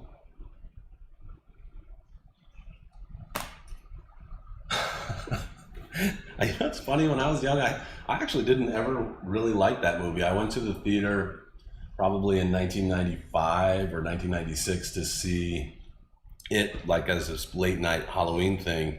And it was just such an insane party, and there was so much going on that I don't remember a thing about watching the movie, and I think I was like totally put off by everyone singing and like had no idea. Back then I didn't really either have a great appreciation for Monty Python either, and I don't know, and I like held off for so long. And yeah, I hear that. I see references to the live versions all the time. The movie itself, I honestly really like it now. I think that shit's hilarious. Tim Curry is a fucking genius, dude. That it's crazy. It's like a crazy movie. Yep. And he's just an amazing person in every movie. Even when he plays like the bad guy on like a stupid kids movie, you're like, that guy knows how to act. I can't think of really one role that I've ever seen him in that I didn't like him.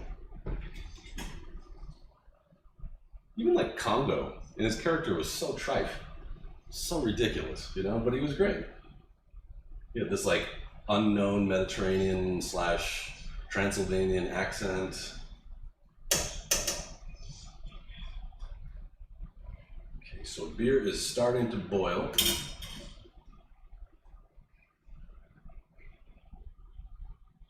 Turn this down so I don't have it boiled over. And the first hops, not really much to look at. You can see down in here, they're just little green pellets, kind of like rabbit food. Smell slightly grassy, a little skunky, earthy. They're gonna get bitter though. And they go in like so. And now 8:43 is the time. I'm going to put a 45-minute timer because that's the next stage. In 45 minutes, I'm going to add the final hops, the final hop addition, which will add some flavor. And then from there, it's a short 15 minutes until the end, and then I'll just stir it down to cool. And once it's ready, I'm going to ferment it here, just in ambient 70-degree temperature. I thought about sticking it in the garage, but the garage is going to be over 100, and I don't know what's going to happen out there. I've done that for saisons before because they do want warmer temps. But I think I'll just play it safe and stick it into a warmer part of our house, like maybe, I don't know, somewhere here, somewhere where it's not going to get sun. You want to keep it out of the sun, but it will stay warm. We'll make the house smell kind of cool. I like the smell of fermenting beer, although with 1 gallon, I'm not sure it'll make a noticeable impact unless you're standing next to it, but I really do like it. Kind of has like the smell of, and the tickle of CO2, because that's what the yeast produce, and that's what comes out of the fermenter is CO2. It's just really cool. It's got like a neat flavor.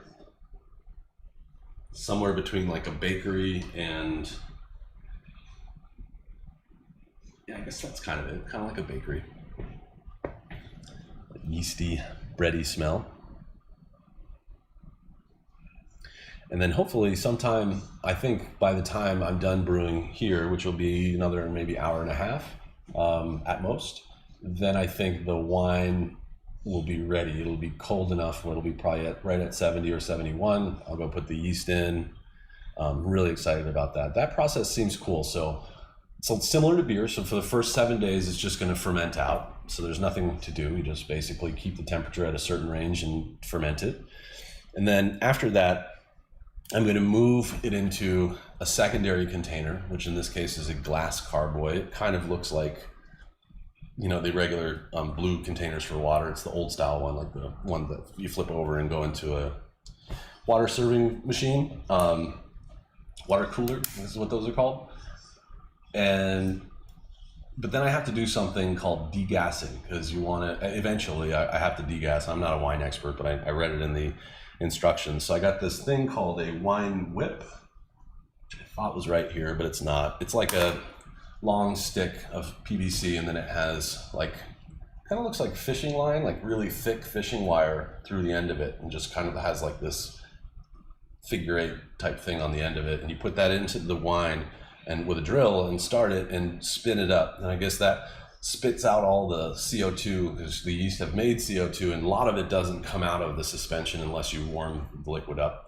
There's theory called Henry's law that says when liquid warms, that things like oxygen and CO2 that are in it will come out of it, and when it cools, it sucks them in. So you could technically just warm the wine up, but I don't think that's good for it. So instead, I'm going to use this degassing wand and blow out all the CO2, and then it's really weird because during the process of fermentation and moving things around, I guess I'm going to lose a little bit of the volume.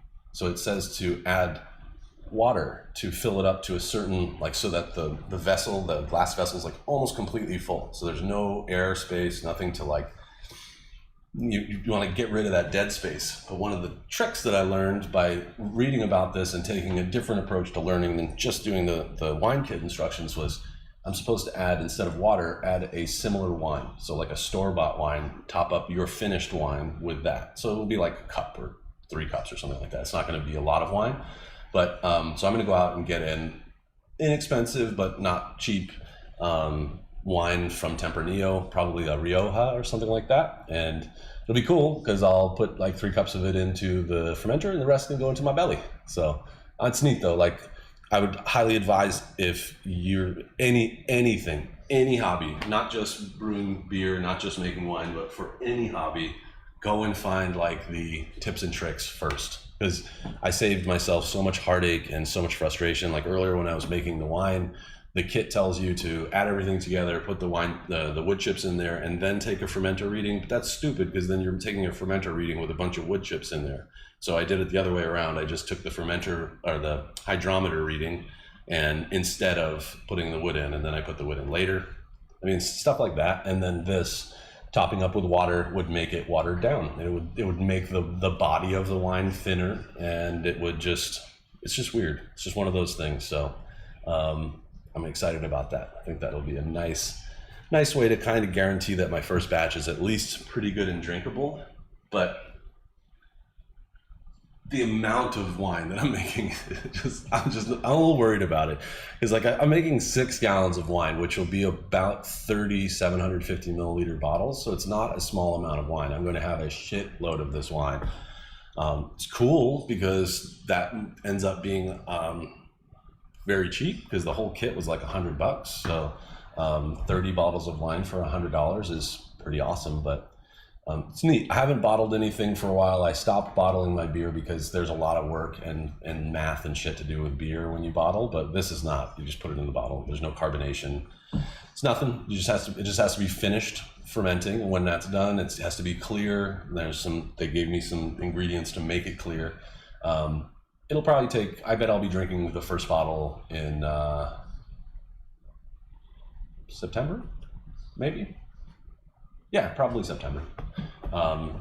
And then from there, if it ages a little longer than that, it'll just get better. 6 to 9 months later, I'll probably like take out 3 bottles in September and share them with friends or whatever. And then the rest I'll probably save until next fall and just hang on to it, especially if they're good.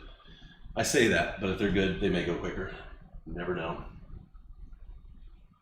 But I get to do one thing that I've always enjoyed doing, which is make bottle labels. So I get to do some design work and try and figure it out. Right. Yep. Exactly like making homemade locks. It's just so worth it. That's also with beer. Like I do still buy commercial beer, especially if it's fresh. Like I'm one of those people that looks at the date on the bottle, and if it's not within 4 weeks, I don't buy it. But if it's fresh, I will buy beer, and I do enjoy American beers that are made here and things like that. But I buy so much less now because I can make 50 beers for $28. You know, it's not shitty beer. It's like really tasty beer that I enjoy making, I enjoy drinking. Yeah, I'm trying to do more of that though. I mean, it's so easy just to go to Wally World, Walmart, or Target, or whatever. It's just, or the grocery store, and just get these things that are prepackaged. You know, everything. I mean, seriously, you can buy pre-made everything, but it's all at extreme cost. And you know what's in your food. Yet, as somebody with allergies, that's a big concern for me. I don't have like deadly allergies, but I have really annoying allergies. So I think those are worse than deadly allergies personally. At least you get to die with deadly allergies. So yeah, normally during this time I'm cleaning, and I don't feel like doing that right now. So I just feel like hanging out. I worked really hard this week. I got more work to do today too.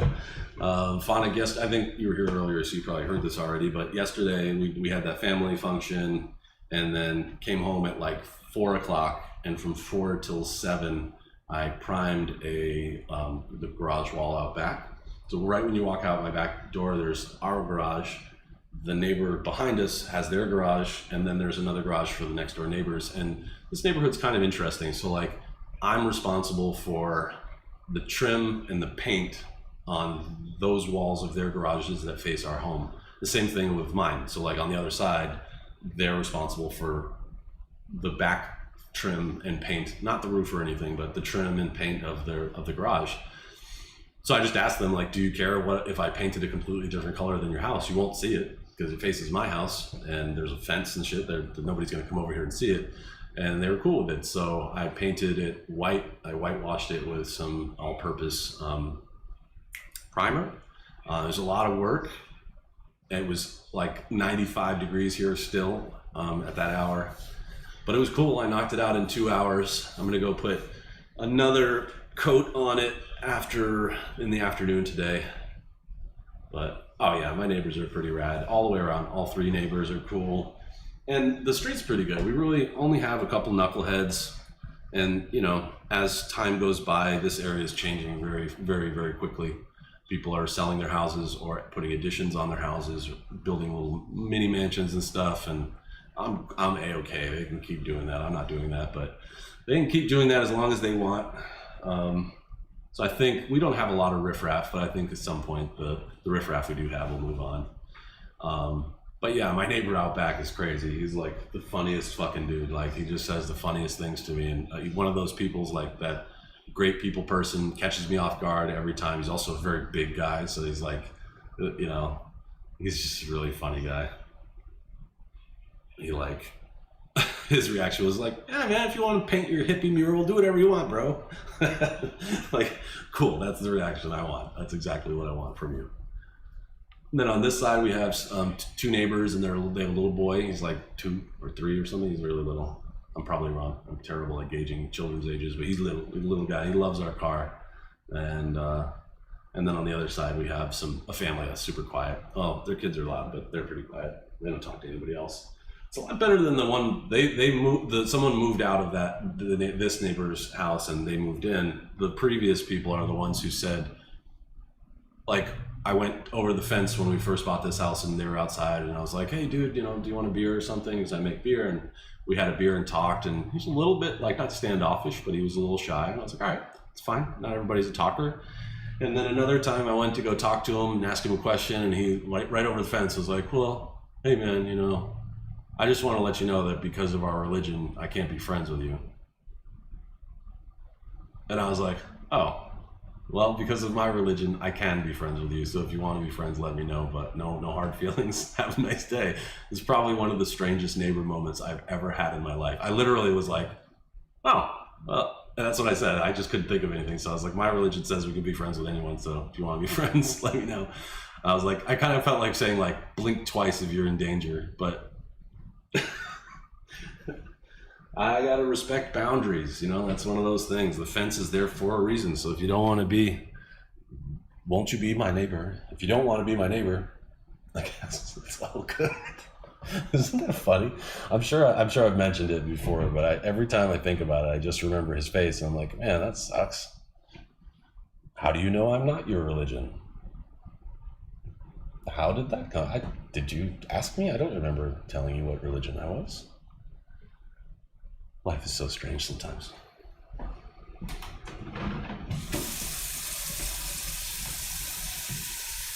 Beer is smelling good. I love it. It's like kind of like making just a big sweet tea. But barley has this awesome, I would compare it to like porridge or oatmeal because it's very similar. It's just a grain that you converted from starch to sugar, but it's really like, it's a really unique smell. I know if you've ever been to a brewery, you've probably smelled it. If you've been early in the morning, or if they're a production brewery that brews all day, you probably smelled it. But It's really cool. I love it. Like, you know, sometimes if it's, you know, speaking of salmon, if you do like a fish fry in your house smells like a fish fry all day. I don't mind brewing beer in my house because it smells damn good. I don't like cleaning up after it, but it smells really good. This isn't a very hoppy beer either, so there's almost no like bitter smell to it. It's just super sweet. Oh, Phonic, were you with me for Friday's F1 race, man? That was so fucking fun. I can't believe I was able to do Silverstone and win the race without the assists on. I turned off the line that tells you like when to speed up and when to slow down and what part of the track to go on. That game just got like 10 times better just because I decided that I would actually learn the track instead of just driving on the line. And it was amazing, man. Like it suddenly is like, wow, now this I was faster than I've ever been. Because that line was like, it's not necessarily the fastest line. It is a fast line, but it's not necessarily the fastest one. And it felt way less like I was, instead of being focused on the line, I'm looking for like shadows and other things. Like there was one part of that stage where I had to slow.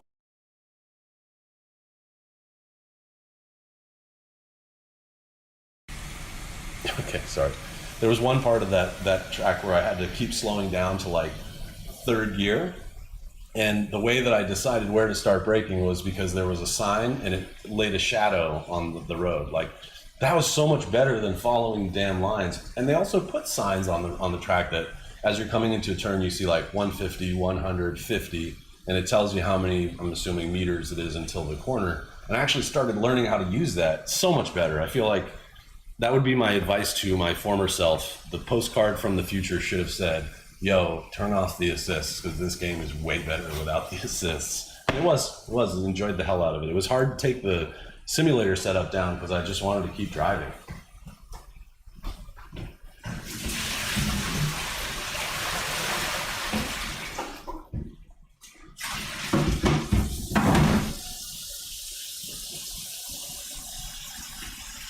And as always, shout out to Mrs. Musk for letting me have the simulator set up in the living room for 3 days every week. Pretty cool.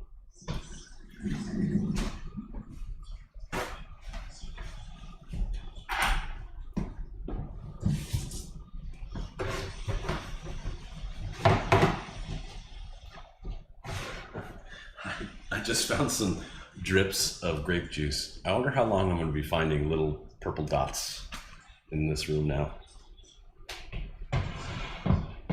White cabinets, winemaking, what could go wrong? This beer is behaving really well. It's no foamy boil over or anything. That's good. Always like to see that. Things you like to see.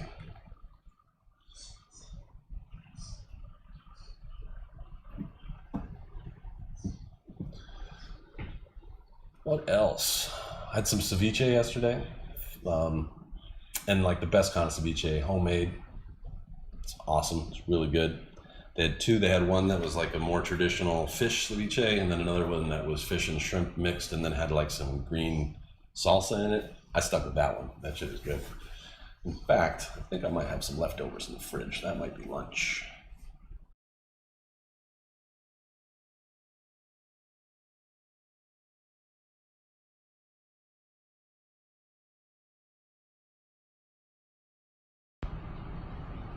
Microphone app keeps crashing. All right, lesson learned. Someday, yeah, it is a good time to hydrate. Someday over the rainbow, somewhere over the rainbow, someday, I don't know. I'm gonna get a real microphone for this, but I only do these like once a quarter, so I don't know. I thought it would be cool too to actually get a Bluetooth. Did they make Bluetooth gaming headsets with a microphone and everything? I wonder how that would work. It would be much better. I would feel like I was doing a TED Talk, but you know, like one of these little guys, or like a fitness thing. All right, everybody, 1 and 2 and 3. Must talk.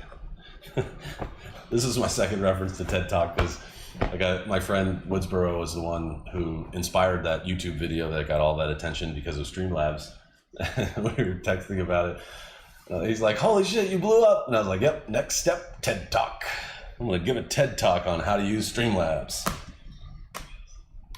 That's the kind of stuff I like. That's the kind of currency or the pay that I like from streaming. I don't want, I mean, again, I wouldn't mind some passive income. I wouldn't mind, of course, everyone would love to have that kind of attention and money, but I really like seeing the statistics when they work, when you like Twitter, like I didn't really do that on purpose, but I tried to like think, okay, I'll write this poem that says roses are red, violets are blue. I love Streamlabs, so here's some tips for you.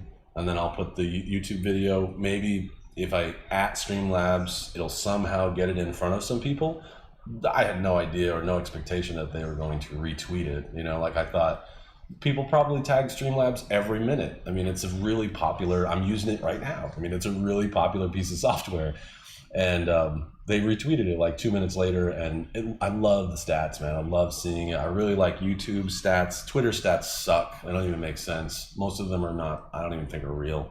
But yeah, YouTube is killing it compared to Twitch. YouTube feels way more like analytics. Twitch feels a lot more like ballpark, I guess. It's a ballpark figure for most of the things. So I like that. That was great currency. It's not like, I don't know, it just felt good like to look at it every 5-10 minutes. And it's so cool too, because with impressions on Twitter, impressions change every second or two. So like when you're sitting there watching it on your phone and there's, you know, it kept going from 20,000 to 22,000 down to 19,000 up to, and it never went under like 18. And then it kept going up and up and up, because while you're watching it live and it's actually being viewed by lots of people live, in one moment, I'm an impression because it's technically on screen, but if I don't look at it for long enough, 2 seconds later, Twitter has now decided I was not an impression. It just went by in my feed. So that like in second number 1 of your minute of looking at it, there were 22,000. And then the next second, they realized about 10% of those people just went by and didn't look at it long enough to be considered an impression. That shit is just so cool, watching it like go up and then come down and then go up and come down. I don't want to do marketing, but that must be so fun to watch on a daily basis when you work at a large company that has a presence online. It was really cool.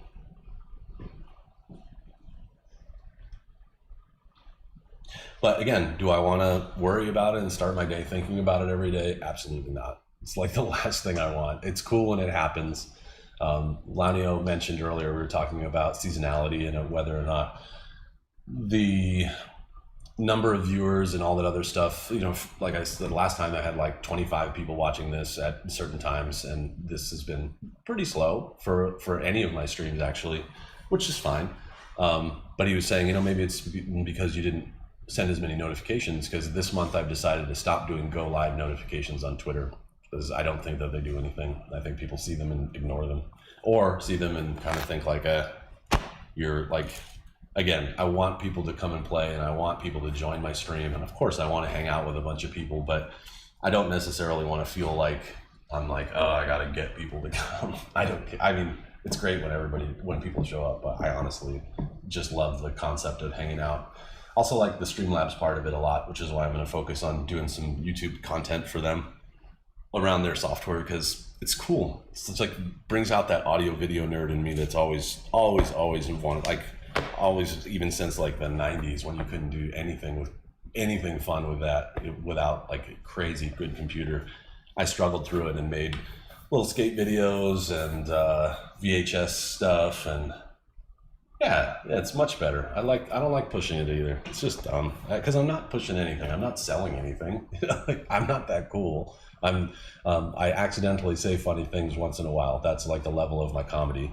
So it's I don't know. For me, it's really more about just hanging, having fun, playing games by myself.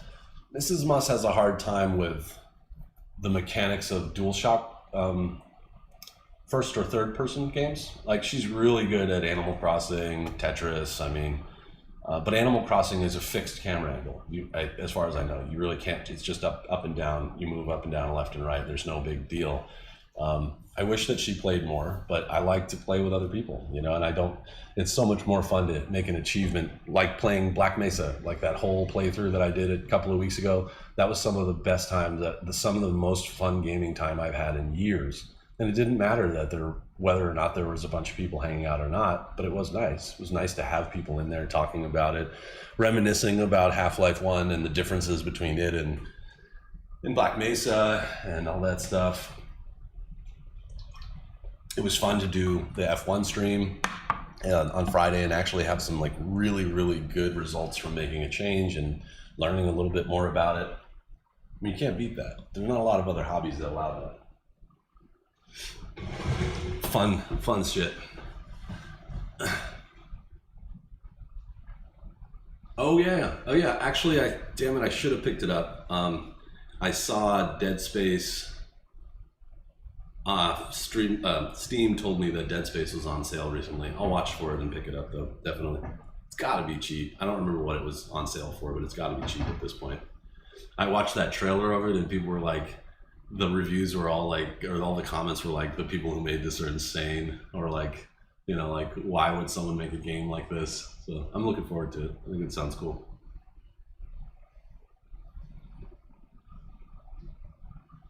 It's like I have a friend now in Denmark. That's the other part of it that's cool, is like how I've been able to meet so many people. Strategic dismemberment. That is awesome. Oh, good. Good. It actually has good lore. Because I was going to say, I mean, I like horror, Doom style stuff, but if it has good lore, I'll be even more into it.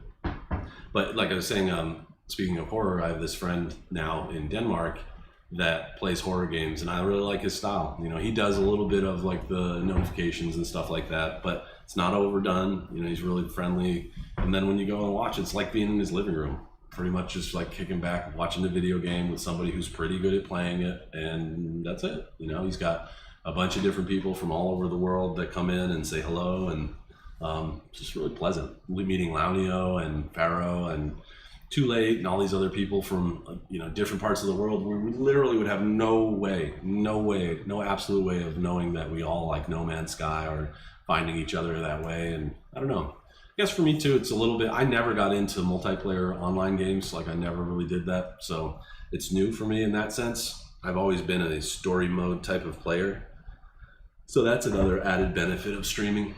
It's kind of cool. Man, I'm gonna need a nap in the middle of the day. I think a big lunch, a beer, and a nap before I go out and do more painting. I don't even want to go outside. I'm sure it's already like blistering hot out.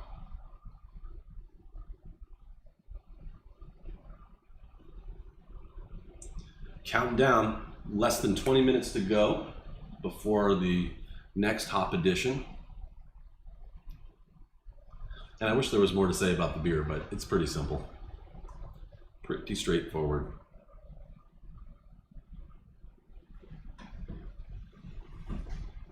I've also noticed, we were talking about like a slowdown. I'm sure it's always this way, but it seems like Twitch is kind of a revolving door in a sense, where like you get people that come on and like really push and really try to do it full time. Launio and I have seen lots of people, I think, come and go, and it's interesting. Like I was saying earlier, it reminds me of homebrewing, because that first instinct is, I want to build a community, I want to become an affiliate, I want to do this professionally and do this full time, and I love that concept. But it's interesting how many people that I've met and that stopped streaming, like played for a while and then stopped.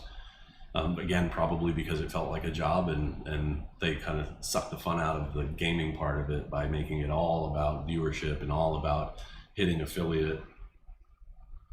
I feel bad because I don't want to sound like I'm knocking pro or full-time streamers, but I don't know. It just seems like I would choose something else to do for a living before doing this. Yeah, there's a ton of those. We actually had someone in my company quit to say that they were going to become a full-time podcaster, and I wish them well. I hope they do, but I don't see any movement on there. They have like 33 followers, so I'm like, why would you quit your job? Like that must have been some other thing going on. But yeah, I agree. Like I don't know. I think it's a really cool concept, but just like being in bands years ago, I don't know. It's really hard because often what you want to do and what the industry wants you to do are two different things. I mean, look at any band, a random one, one that Tanya and I have been talking about lately, because I just learned like this year that I didn't realize that Incubus was originally just a Mr. Bungle ripoff. I had no idea that I knew Mr. Bungle, but I didn't listen to them until like, I don't know. I didn't intently listen to them until this year. And I was like, holy shit. This Incubus was just a Mr. Bungle ripoff. Like the first two albums, Incubus, I think the first one is called Enjoy, maybe. And then the second one is called Science. And Science is less so, but they're both basically just ripoffs of Mr. Bungle's famous album. If you go listen to My Ass Is on Fire by Mr. Bungle, and then go listen to any of the songs on the very first Incubus record, or most of the songs on that second one, hell yeah, I'm a big Mike Patton fan too, but I wasn't for a long time. Like I liked, obviously everybody likes Epic from, Faith No More and stuff, but that piano line was so nice, by the way. I love the end of that song. But I heard so much about him. I'd heard of the Mr. Bungle chord, and I was just blown away by it, like how that obviously Incubus wanted to be another Mr. Bungle, and they had to change their style, I guess, to meet what people wanted. They accidentally made a couple songs that put them into that more like pop. Oh, cool! I'll check that out.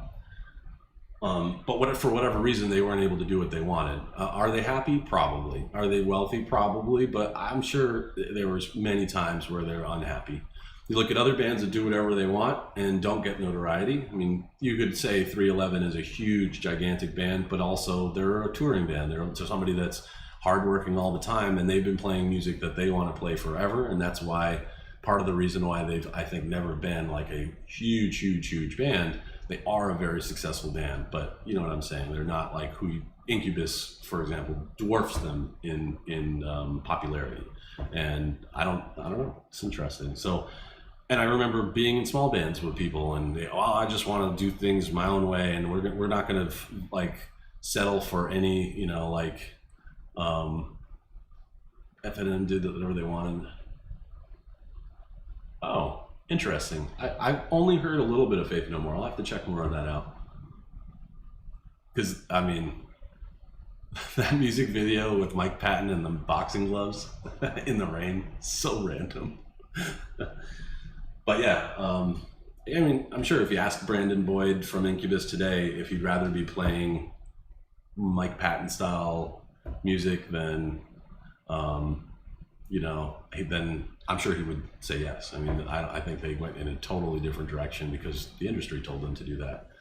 And I can't imagine that happening with gaming, but it does. I think it really does.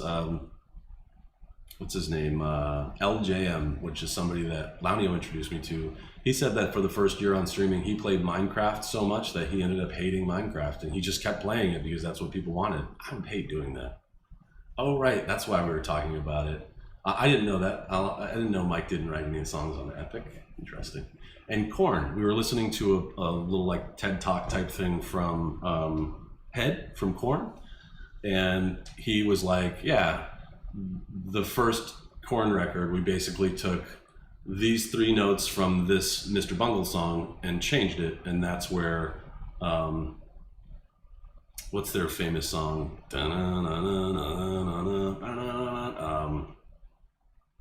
Are You Ready, or whatever that song was. And he's like, yeah, and then if you go to the next song, that's the same chords as this other Mr. Bungle song. We just slowed it down, and we really like the way the Mr. Bungle chord works. And I've heard that so many times, but I'm like, my mind is just blown because I'm like, wait a second.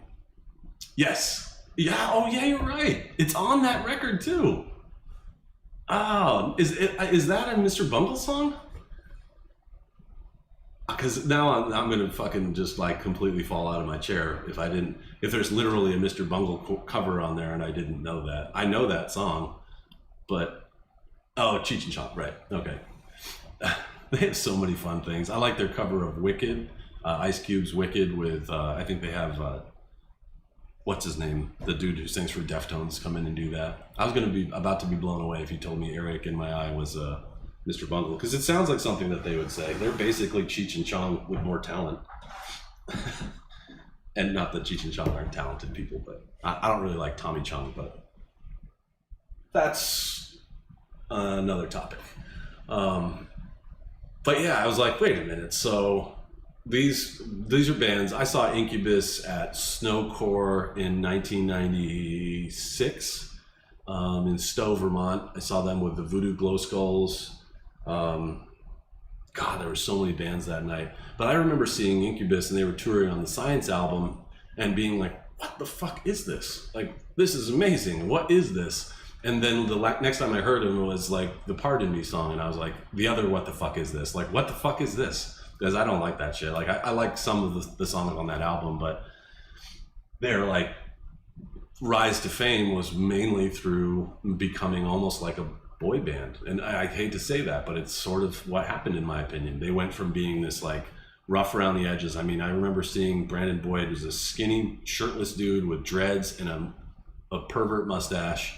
And he was like playing a djembe and running around on stage and doing all this crazy stuff. And yeah, and I didn't follow up with them because at that time I was in bands and I wasn't collecting music. You know, it was harder in the 90s, you know, especially if you didn't buy the CD at the show, sometimes they were hard to get. I mean, like, I don't remember hearing about Incubus at all until Pardon Me or one of those songs that was really popular, but it was awesome. Great live show, very memorable.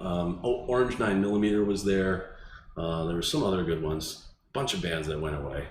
But then, you know, and then they did make some cool shit. I mean, I like Morning View. That's a good album, although that does have a couple of really poppy songs on it. I like Make Yourself, which was the one before that, a lot better.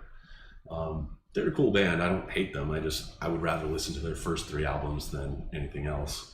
And then I wish a long time ago, like if at that time I realized that they were basically just a Mr. Bungle ripoff, I don't know. I wonder how that would have changed the way that I looked at writing music and the things that I would do. I don't know. I kind of just thought that they were a really random and unique band, and it turns out that they're not. And that most people are just like children of Mike Patton in one way or another. I don't know why that happened. I don't know how. He must be a very talented person, or maybe very assertive, or you know, one of those people. Prophetic, whatever. Still doing good. About 9.5 minutes to go before the next Hop Edition. Thanks for hanging out, Fauna. It's fun. It's been a while.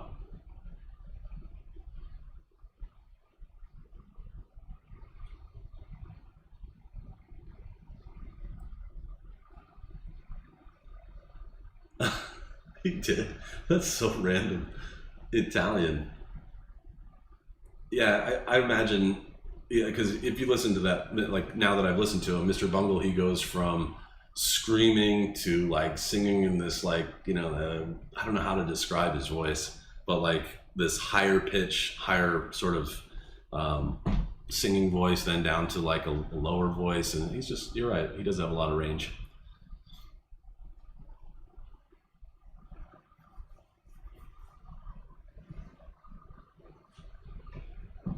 And everybody likes why they call it the Mr. Bungle chord. I don't know, but Mondo King, I will, for sure.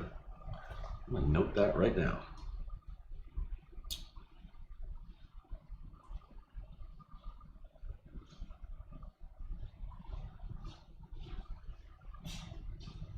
Oh, awesome. Look at him. Yeah, he's aged well too. Saved to watch later. Thanks, Monica. Appreciate that. I think that's probably important if you're going to, you know, like get your input and your work done in so many different areas. I guess that's how someone could avoid that. I've suggested that before, like to a full-time streamer, that maybe just make another channel. Like, if you don't, like, for example, I was talking about that guy LJ. If you don't feel like playing Minecraft all the time, make a different channel. and have your Minecraft channel, and then have a channel for first-person shooters or for strategy or whatever. Oh yeah, actually I think you maybe have shared Music to Make Love to Your Old Lady by sounds familiar. I think you've either shared that in our Slack or something. Right, yeah, I think multiple channels make sense. I've even thought that it would be kind of cool for me and some of the other NMS players to create a team channel. I think those are neat. That must be so hard to balance. How the hell do you go for, I guess I couldn't do it. Launio and I talked about this when we were both first starting about whether we should try and be family friendly or not. I don't have, my vernacular does not, vernacular, my normal method of speaking includes curse words. I can't help it. I don't mean to do it. Mrs. Muss has a different kind of problem. She only curses when there's small children around. So like, that's cool, man. That's really cool. I wouldn't be able to do it. I always make fun of Mrs. Musk because she almost never curses. And then we'll go to like somebody's house who has kids and she'll be like, fucking shit, bitch. And I'm like, yo, whoa, Tourette's, chill. Like, there's kids in here. It's a family show. It's really funny. I think maybe it's because it's on her mind that she's not supposed to curse, and then there we are. That happens. Yep. I know she's not doing it to be funny. I grew up with this guy named Brandon, and everywhere we would go, you'd be standing in line. If it was a busy line or something, he would make shit up and say the weirdest shit. Like you'd be standing in line with him to get, you know, buy lunch or something at a sandwich shop, and there's a bunch of people in there, and he'll be like, hey, I bought some Coke off this hooker. You know, he'd just like say like really loud shit that, and you know, I'd be like, man, what the fuck? We don't even do that shit. What are you talking about? But he'd be like, yeah, man. Yeah, I went to, you know, Philadelphia to visit this friend of mine who's into goat husbandry or like some random shit. And I'm not making these up. These are actually memories of dealing with Brandon, but I wonder what Brandon's doing today. I wonder where he is and if he knows I'm talking about him on screen. Yeah, his ears might be ringing. Or he's standing in line with a friend, embarrassing them somewhere.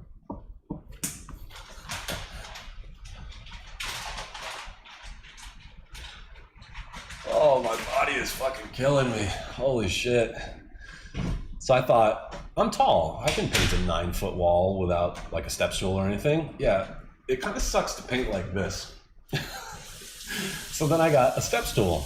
And you know what else sucks is painting where the roof comes down like this and you're painting underneath.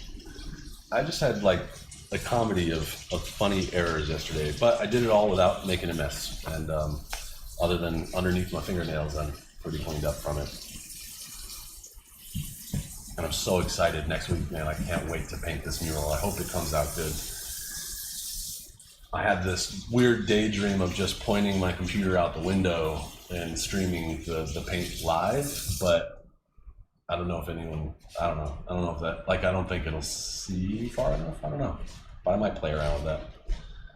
But like, I think I could stick it into our office, Tanya's office window, and just have it facing out the window. It's gonna be really, really hot though. What about those speed up? What up? I'm the one that busted open. What up, Eunice? Eunice? I don't know how to, that's a really cool name. I don't know how to pronounce that. Eunice. Eunice?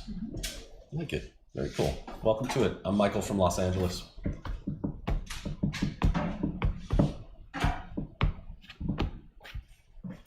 Just brewing some beer. Already made my wine for the day.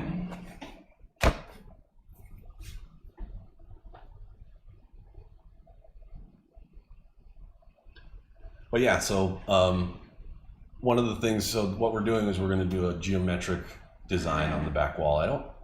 Phonic, I don't know if I've shared the picture with you, but I do have a mock-up of it. I'm not going to show the mock-up actually, because if it doesn't look as good as the mock-up, then no one will know. But basically, the difficult thing that we're going to be doing is geometric, so like straight lines and math matters. So it's a 9x20. Okay, cool. Well, I'll just show you when it comes out, or maybe I'll do it. I also thought about doing a time lapse because I do have a really nice Canon camera that will do that. So maybe I'll do that. But there's a lot of lines on it where black will meet directly with a blue color, or like white and gray or something. And I learned this, I hope it works, but I learned this taping method to do it that I thought was really cool, is that we're going to tape off everything, right? We're going to use a chalk line to make the lines perfect, snap the lines, and then put tape along those. But if you think about it,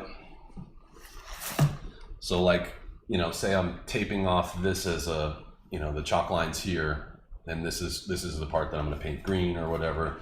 I'm going to tape off underneath the chalk line here and paint everything up, and then when all the colors are laid down, I'm going to pull that tape off, and everything's going to be separated by these tape width places that aren't painted. And it's cool because then I'm going to let it dry and go through and tape off again on around those, sort of like a stencil, and then paint in the extra color or whatever. Maybe a hard thing to explain with words, but it looks fucking smart, because I was thinking, how do people make those perfect lines and those colors right next to each other? Like, how do you do that with no brush strokes or anything? It's going to be cool. It's either going to be really cool, or I'm going to want to like burn my house down after it. Like I'm either going to rage quit and it's going to look kind of good, or it's going to be perfect. I'm hoping that it looks really good. I'm working with Phil, who is my friend Phil, who's already a really good artist. So we'll have two brains. I'm a moderate creative artist type person. He's a like professional creative artist person. So between the two of us, I'm hopeful that we can do something, make it look nice. The colors, I can show some colors. I have those here somewhere.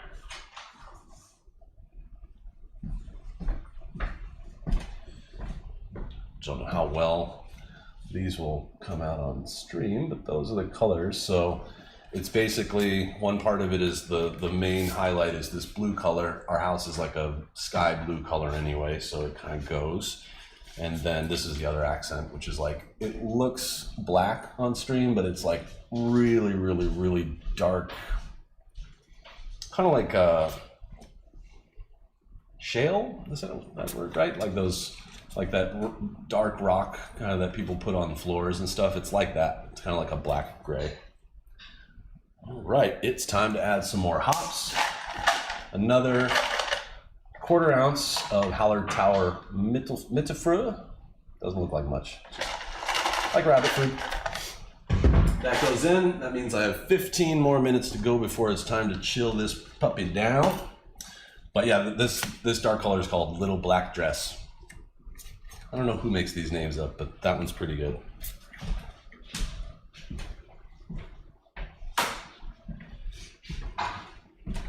The reason that we're painting is kind of funny too. My house and our garages, or the garage and the back of that other person's garage that I'm painting, is like sky blue.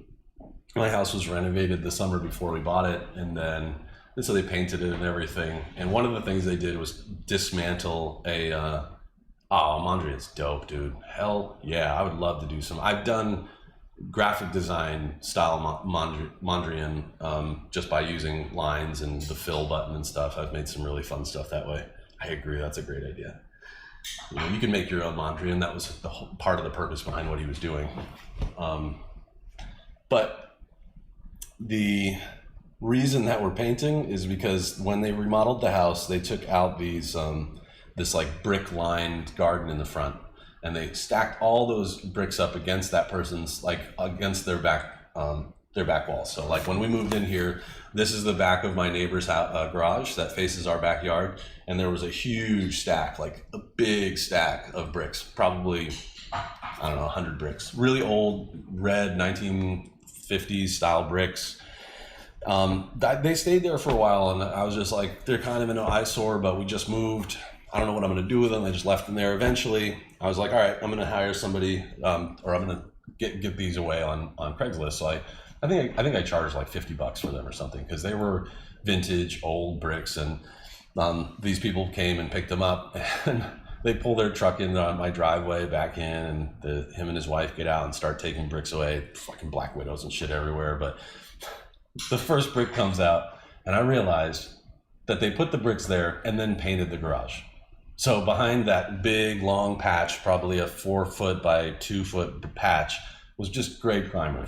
So it's like this baby blue or sky blue wall with a big gray primer thing on it. So like I fixed one problem. Now that eyesore has to go. It created such a worse eyesore. I know. I'm like, what? You're being paid. Just move the fucking bricks. But they might have moved the bricks and saw some of those spiders. Those things were crazy. I'm surprised the people that took those bricks survived, because they were huge, ugly spiders. Really crazy.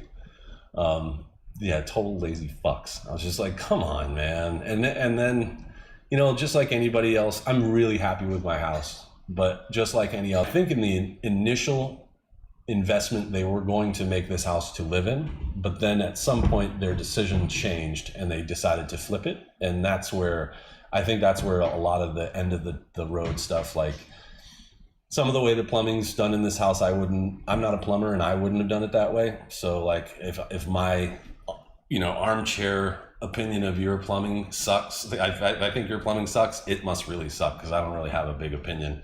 And some of the other things, shit like that, where I'm like, you put in floors and you know, running boards and all that shit. It's really nice, but then they didn't go through and caulk any of it. So like when we came in at night, you know, like spiders and cold air, like you'd walk by a part of the, you know, in the hallway or something and there would be air coming out of the wall. And it's like, so I went around the whole house and caulked everything and things like that. But yeah, so that's why we're painting. And I decided to do, the mural is inspired by a mural actually, not far from here, but a mural on a big apartment building kind of inspired me to do it, right? What up, Pokey Jester? You have VR in your name. Does that stand for virtual reality? Are you a VR gamer? Because I'm jealous. Can't even buy one of those right now if I wanted to. That is a very, just like any computer hardware right now, I think. It's very tough to get. Yeah, Phonic, it's weird. I love being a homeowner. Like, I've learned so much. It fits my personality a lot better than I thought it would, like learning about plumbing and electrical and all that other shit, because I've done a couple other things too. We have brand new, I know I told you about this, but we have a brand new dishwasher because everything in the house is brand new because they just remodeled it 3-4 years ago. And it leaked and made a huge mess in here, and I figured it out, replaced the water pump on that. And like, those are things that I always watched people do. My parents were not super handy. Like, my dad's not, he's a smart guy, but he's just not one of those people that, you know, he can do certain things, but not like, yeah, man, that's true. It's very true. I like that you're, you know, honest about it. Yeah. Shelby and I handle things very differently. I don't think I'll ever let Shelby live down. I hope his ears are ringing somewhere too, but I don't think I'll ever let Shelby live down the fact that he called an electrician when his refrigerator stopped working instead of just checking to see if the electricity was working there. Remember, he had like an outlet go? I'm like, dude, you gotta try some logical path shit. Don't just spend your $80. However, I admire the fact that he has a disposable income and can do that. But yeah, that's I was thinking of him when the dishwasher was leaking. I was like, shit, I know it's leaking, because I figured it out that it was leaking. And then I was like, I'm not calling somebody. I'm gonna like wait until there's fire shooting out of the dishwasher before calling somebody, because I can fix this. And actually looking at it, like, I got down on the floor and took the like access part off the bottom of it, and like looking at it, I'm like, there are 2 serviceable items underneath here that are clearly made to be serviced. Everything else is all packed away or you can't get to it. And I'm like, that's where it's leaking. That part was $20 and I fixed it. You know, I was like, okay, cool.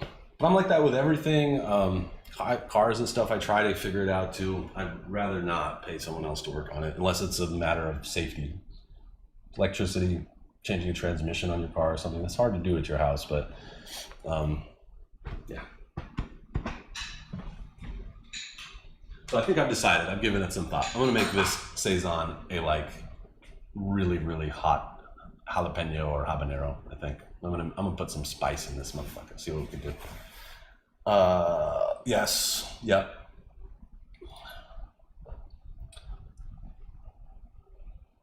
Yeah, siding sounds like a lot of work. It's not like painting. And I think that's another level of tech, right? Like, you can be handy, but that's not handy. That's like you're installing. Like Windows, you know what I mean? I'd probably try and figure it out. I have a friend who does Windows, so I'd be like, come teach me how to do one, and then I'll do the rest. But yeah, I wouldn't attack that. I'm not sure I would do that with YouTube. You know, that's a structural or like at least a weather and lifestyle impacting thing. Fuck the windows up, you're pretty much donezo. I think another thing I was thinking about learning to do homeownership wise is, I know this sounds old school, but I kind of want to do at least an accent wall somewhere in the house with some of like really cool like Art Deco wallpaper. And I've never done wallpaper, but I'm told that modern wallpaper is actually pretty easy and really nice to use. And I think that would be kind of neat, like to have one room that's sort of like a little bit like Gatsby-ish, with like off kind of white. Yeah, right. I've taken it off before. That's a pain in the ass, but I'm also told that modern wallpaper is easier to get on and off, like on and off, but who knows? Can't imagine it's changed all that much. I'm gonna make myself some tea.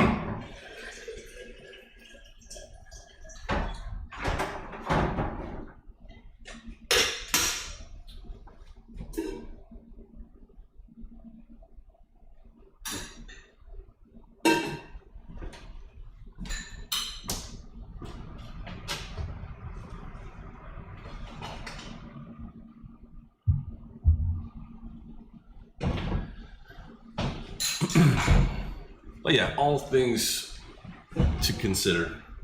I'm really glad, like I said, I've been fortunate enough to own a home for a few years, and I'm really glad. I don't know what I would do. I don't think I could go back to renting, unless it was like renting a house from somebody, because I don't know. Love not having to share walls with anybody. It's pretty damn cool. And we don't have like, you know, I grew up in a place where each lot was like, in the suburbs, was like an acre or 3/4 of an acre. So like pretty big yard. You had a good distance between yourself and the next person. We don't have that. I mean, we're fence to fence with everybody else here, but it's good. It works pretty well. Especially as you know, we added a couple of layers of bricks to all of the fences in the backyard. So it's much better now. And having the big ass RV, you can't see in on that one side.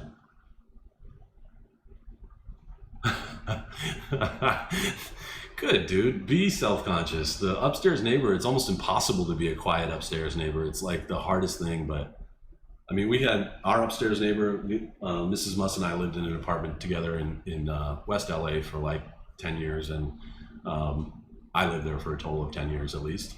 And my upstairs neighbors, I'm like, every day I thought they were having like a dance party up there. It's probably just them walking around. But that's cool. Yeah, I hear that.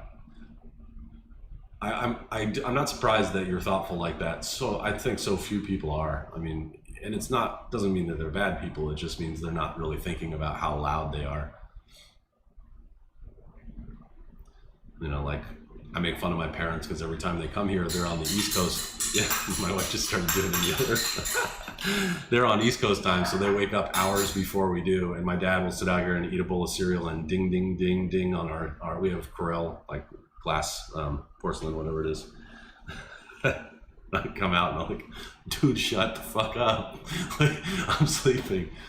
Ah, nice. Does your landlady live downstairs then? 89 years. That's awesome. I hope to live that long. Oh, this beer smells good. 3.5 more minutes to go. Cool. On-site landlord is usually really good. If you're a regular person and you're not trying to do something that you shouldn't be doing, it's awesome. That's the best way to do it. Our landlord, well, the people who owned the property were different. We were in the apartment complex. It was a little fourplex that I lived in. Was run by a property management company, and those suck. If I ever get to a point of owning that kind of property, I understand why you would want someone to manage it for you, but they sucked. And then I eventually met the owner because they changed property management company a couple times, and then they came by and remodeled or repainted and did some windows and stuff, and they like doubled the rent. That's why part of the reason why we started looking, because they couldn't, because it was rent controlled, they couldn't double our rent, but they were just like, we're going to raise your rent to the maximum every time. And you know, they were just being really invasive with all the work that they were doing around the house and stuff. But and she lives like an hour away, hour and a half away. I'm like, how could you have 4 people? And I think they own 2, they used to own like 10, but they own these 2 fourplexes that were right next to each other. How could you have like 8 families living in your apartments and live like over an hour away? The property, and you know, we talked about the property management company. She's like, how do you find a good one? And I was like, I don't know, they probably don't exist. Maybe you could go on Yelp and see who's rated well, but even Yelp lies. I don't know, that's not always true. But they sucked. Every one of them sucked. They just treated us like total assholes. The one that she finally ended up with was like a big brand name that you see all over LA, but they sucked too. I mean, they were rude and terrible about moving out. Like I was like, dude, I've lived here for 10, like almost, I think it was like 10 years or maybe 11 years I lived there. And I'm like, you're not charging anything for me. You never did anything in the 10 years that I lived here. So if there's wear and tear in the apartment, that's on you, because I didn't do it. You know, it's just a lifetime of living, or life living here. And they were just so stingy, and it was so hard to get my deposit back. Just lame. I bet there's one out there that is awesome, and there may be somebody who runs one of those businesses with pride, but I didn't sense any pride.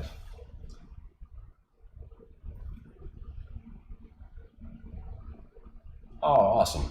Oh, good. And she signed you for the same amount. That's cool. They don't have to do that.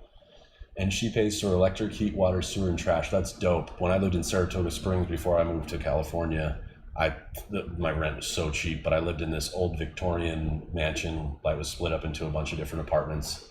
And it was like everything was included. I didn't have control over the heat, which I didn't really care about, but I could see somebody caring about that. But the nice thing was there was an old lady living downstairs from me that controlled the heat for our 2 apartments, and she just kept it hot all day. Wintertime, sometimes I would like open the windows in the winter because it was so hot.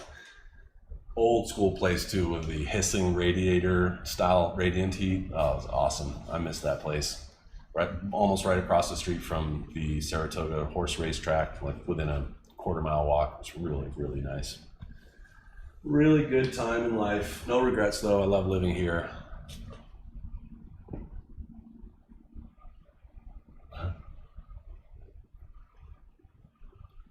Yeah, I'm sure I'd want, I mean, even when I first met you, I was like, this is a trustworthy person that will kind of take care or speak up if something's not going right.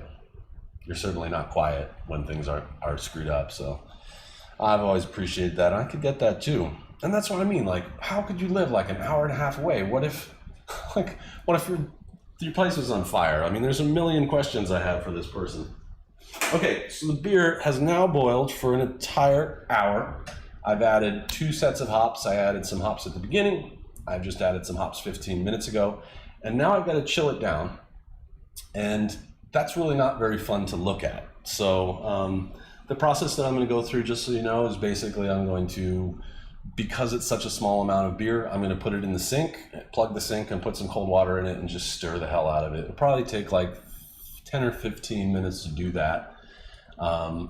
I'm going to then, once it's chilled, we're going to go from 212 boiling, where it is right now, all the way down to I'm going to try to get it down to like 70 degrees. I might not though. I might not get it down that far. But because it's a Saison yeast really like the warmth, so I'm going to add the yeast at that point. Just put it all up in the fermenter and then watch it go. Gordon, they're waiting for you in the test chamber. Gordon, I love that game, man. I can't wait. That's the VR thing that I'm talking about. I'd love to be able to play Alex. That looks like a really fun one. Yep. Phonic, normally the way I cool my beer is I actually DIY'd a copper immersion chiller. So I took a long copper pipe that's like 3/8, and then I wrapped it around the bottom of a keg and made this coil, and then at the top it goes up and you put cold water in one side and the hot water comes out the other side. And so normally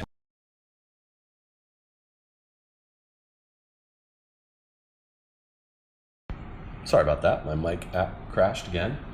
But yeah, so normally I would just put the chiller inside, run a shitload of cold water through it and stir it that way, but here in the house with a smaller volume, I can carry it around and stick it in a water bath, so it'll be pretty straightforward. But with that, I don't think there's much more to do. So I'm going to call it a day on the stream. It's been really, really fun hanging out, Phonic. Thank you for being here and chatting. Pokey Jester, good to see you again. I don't remember if VR means that you are a virtual reality player, but I hope it is. I hope you stream some soon.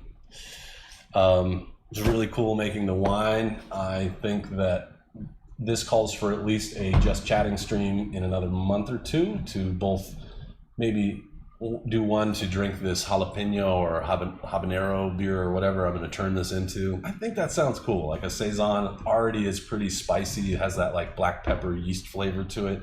So I think adding some, the question will be how much, but adding some fresh vegetables that are maybe habanero or I'm not doing any like ghost pepper shit. I'm not dealing with that. But I had, when I was in Australia, I had a really, really good spicy beer and I'd like to try one. So this might be it. It's only a gallon. So if it sucks, I just have to plug my nose and drink it. But yeah, really cool. Mrs. Masaphonic is saying, have a nice, I think he sent an emoji that I don't recognize the character. It could be Animal Crossing related, but it's for you. Is that an Animal Crossing character? A Pokemon? I don't know. I can't tell. Anyway, yeah, that's it. So thank you very much. This was a little shorter than intended, but it actually, I can't believe I made wine in this stream like crazy. That's Bob from Animal Crossing. It's a pretty good game, man. I haven't picked it up in a while, but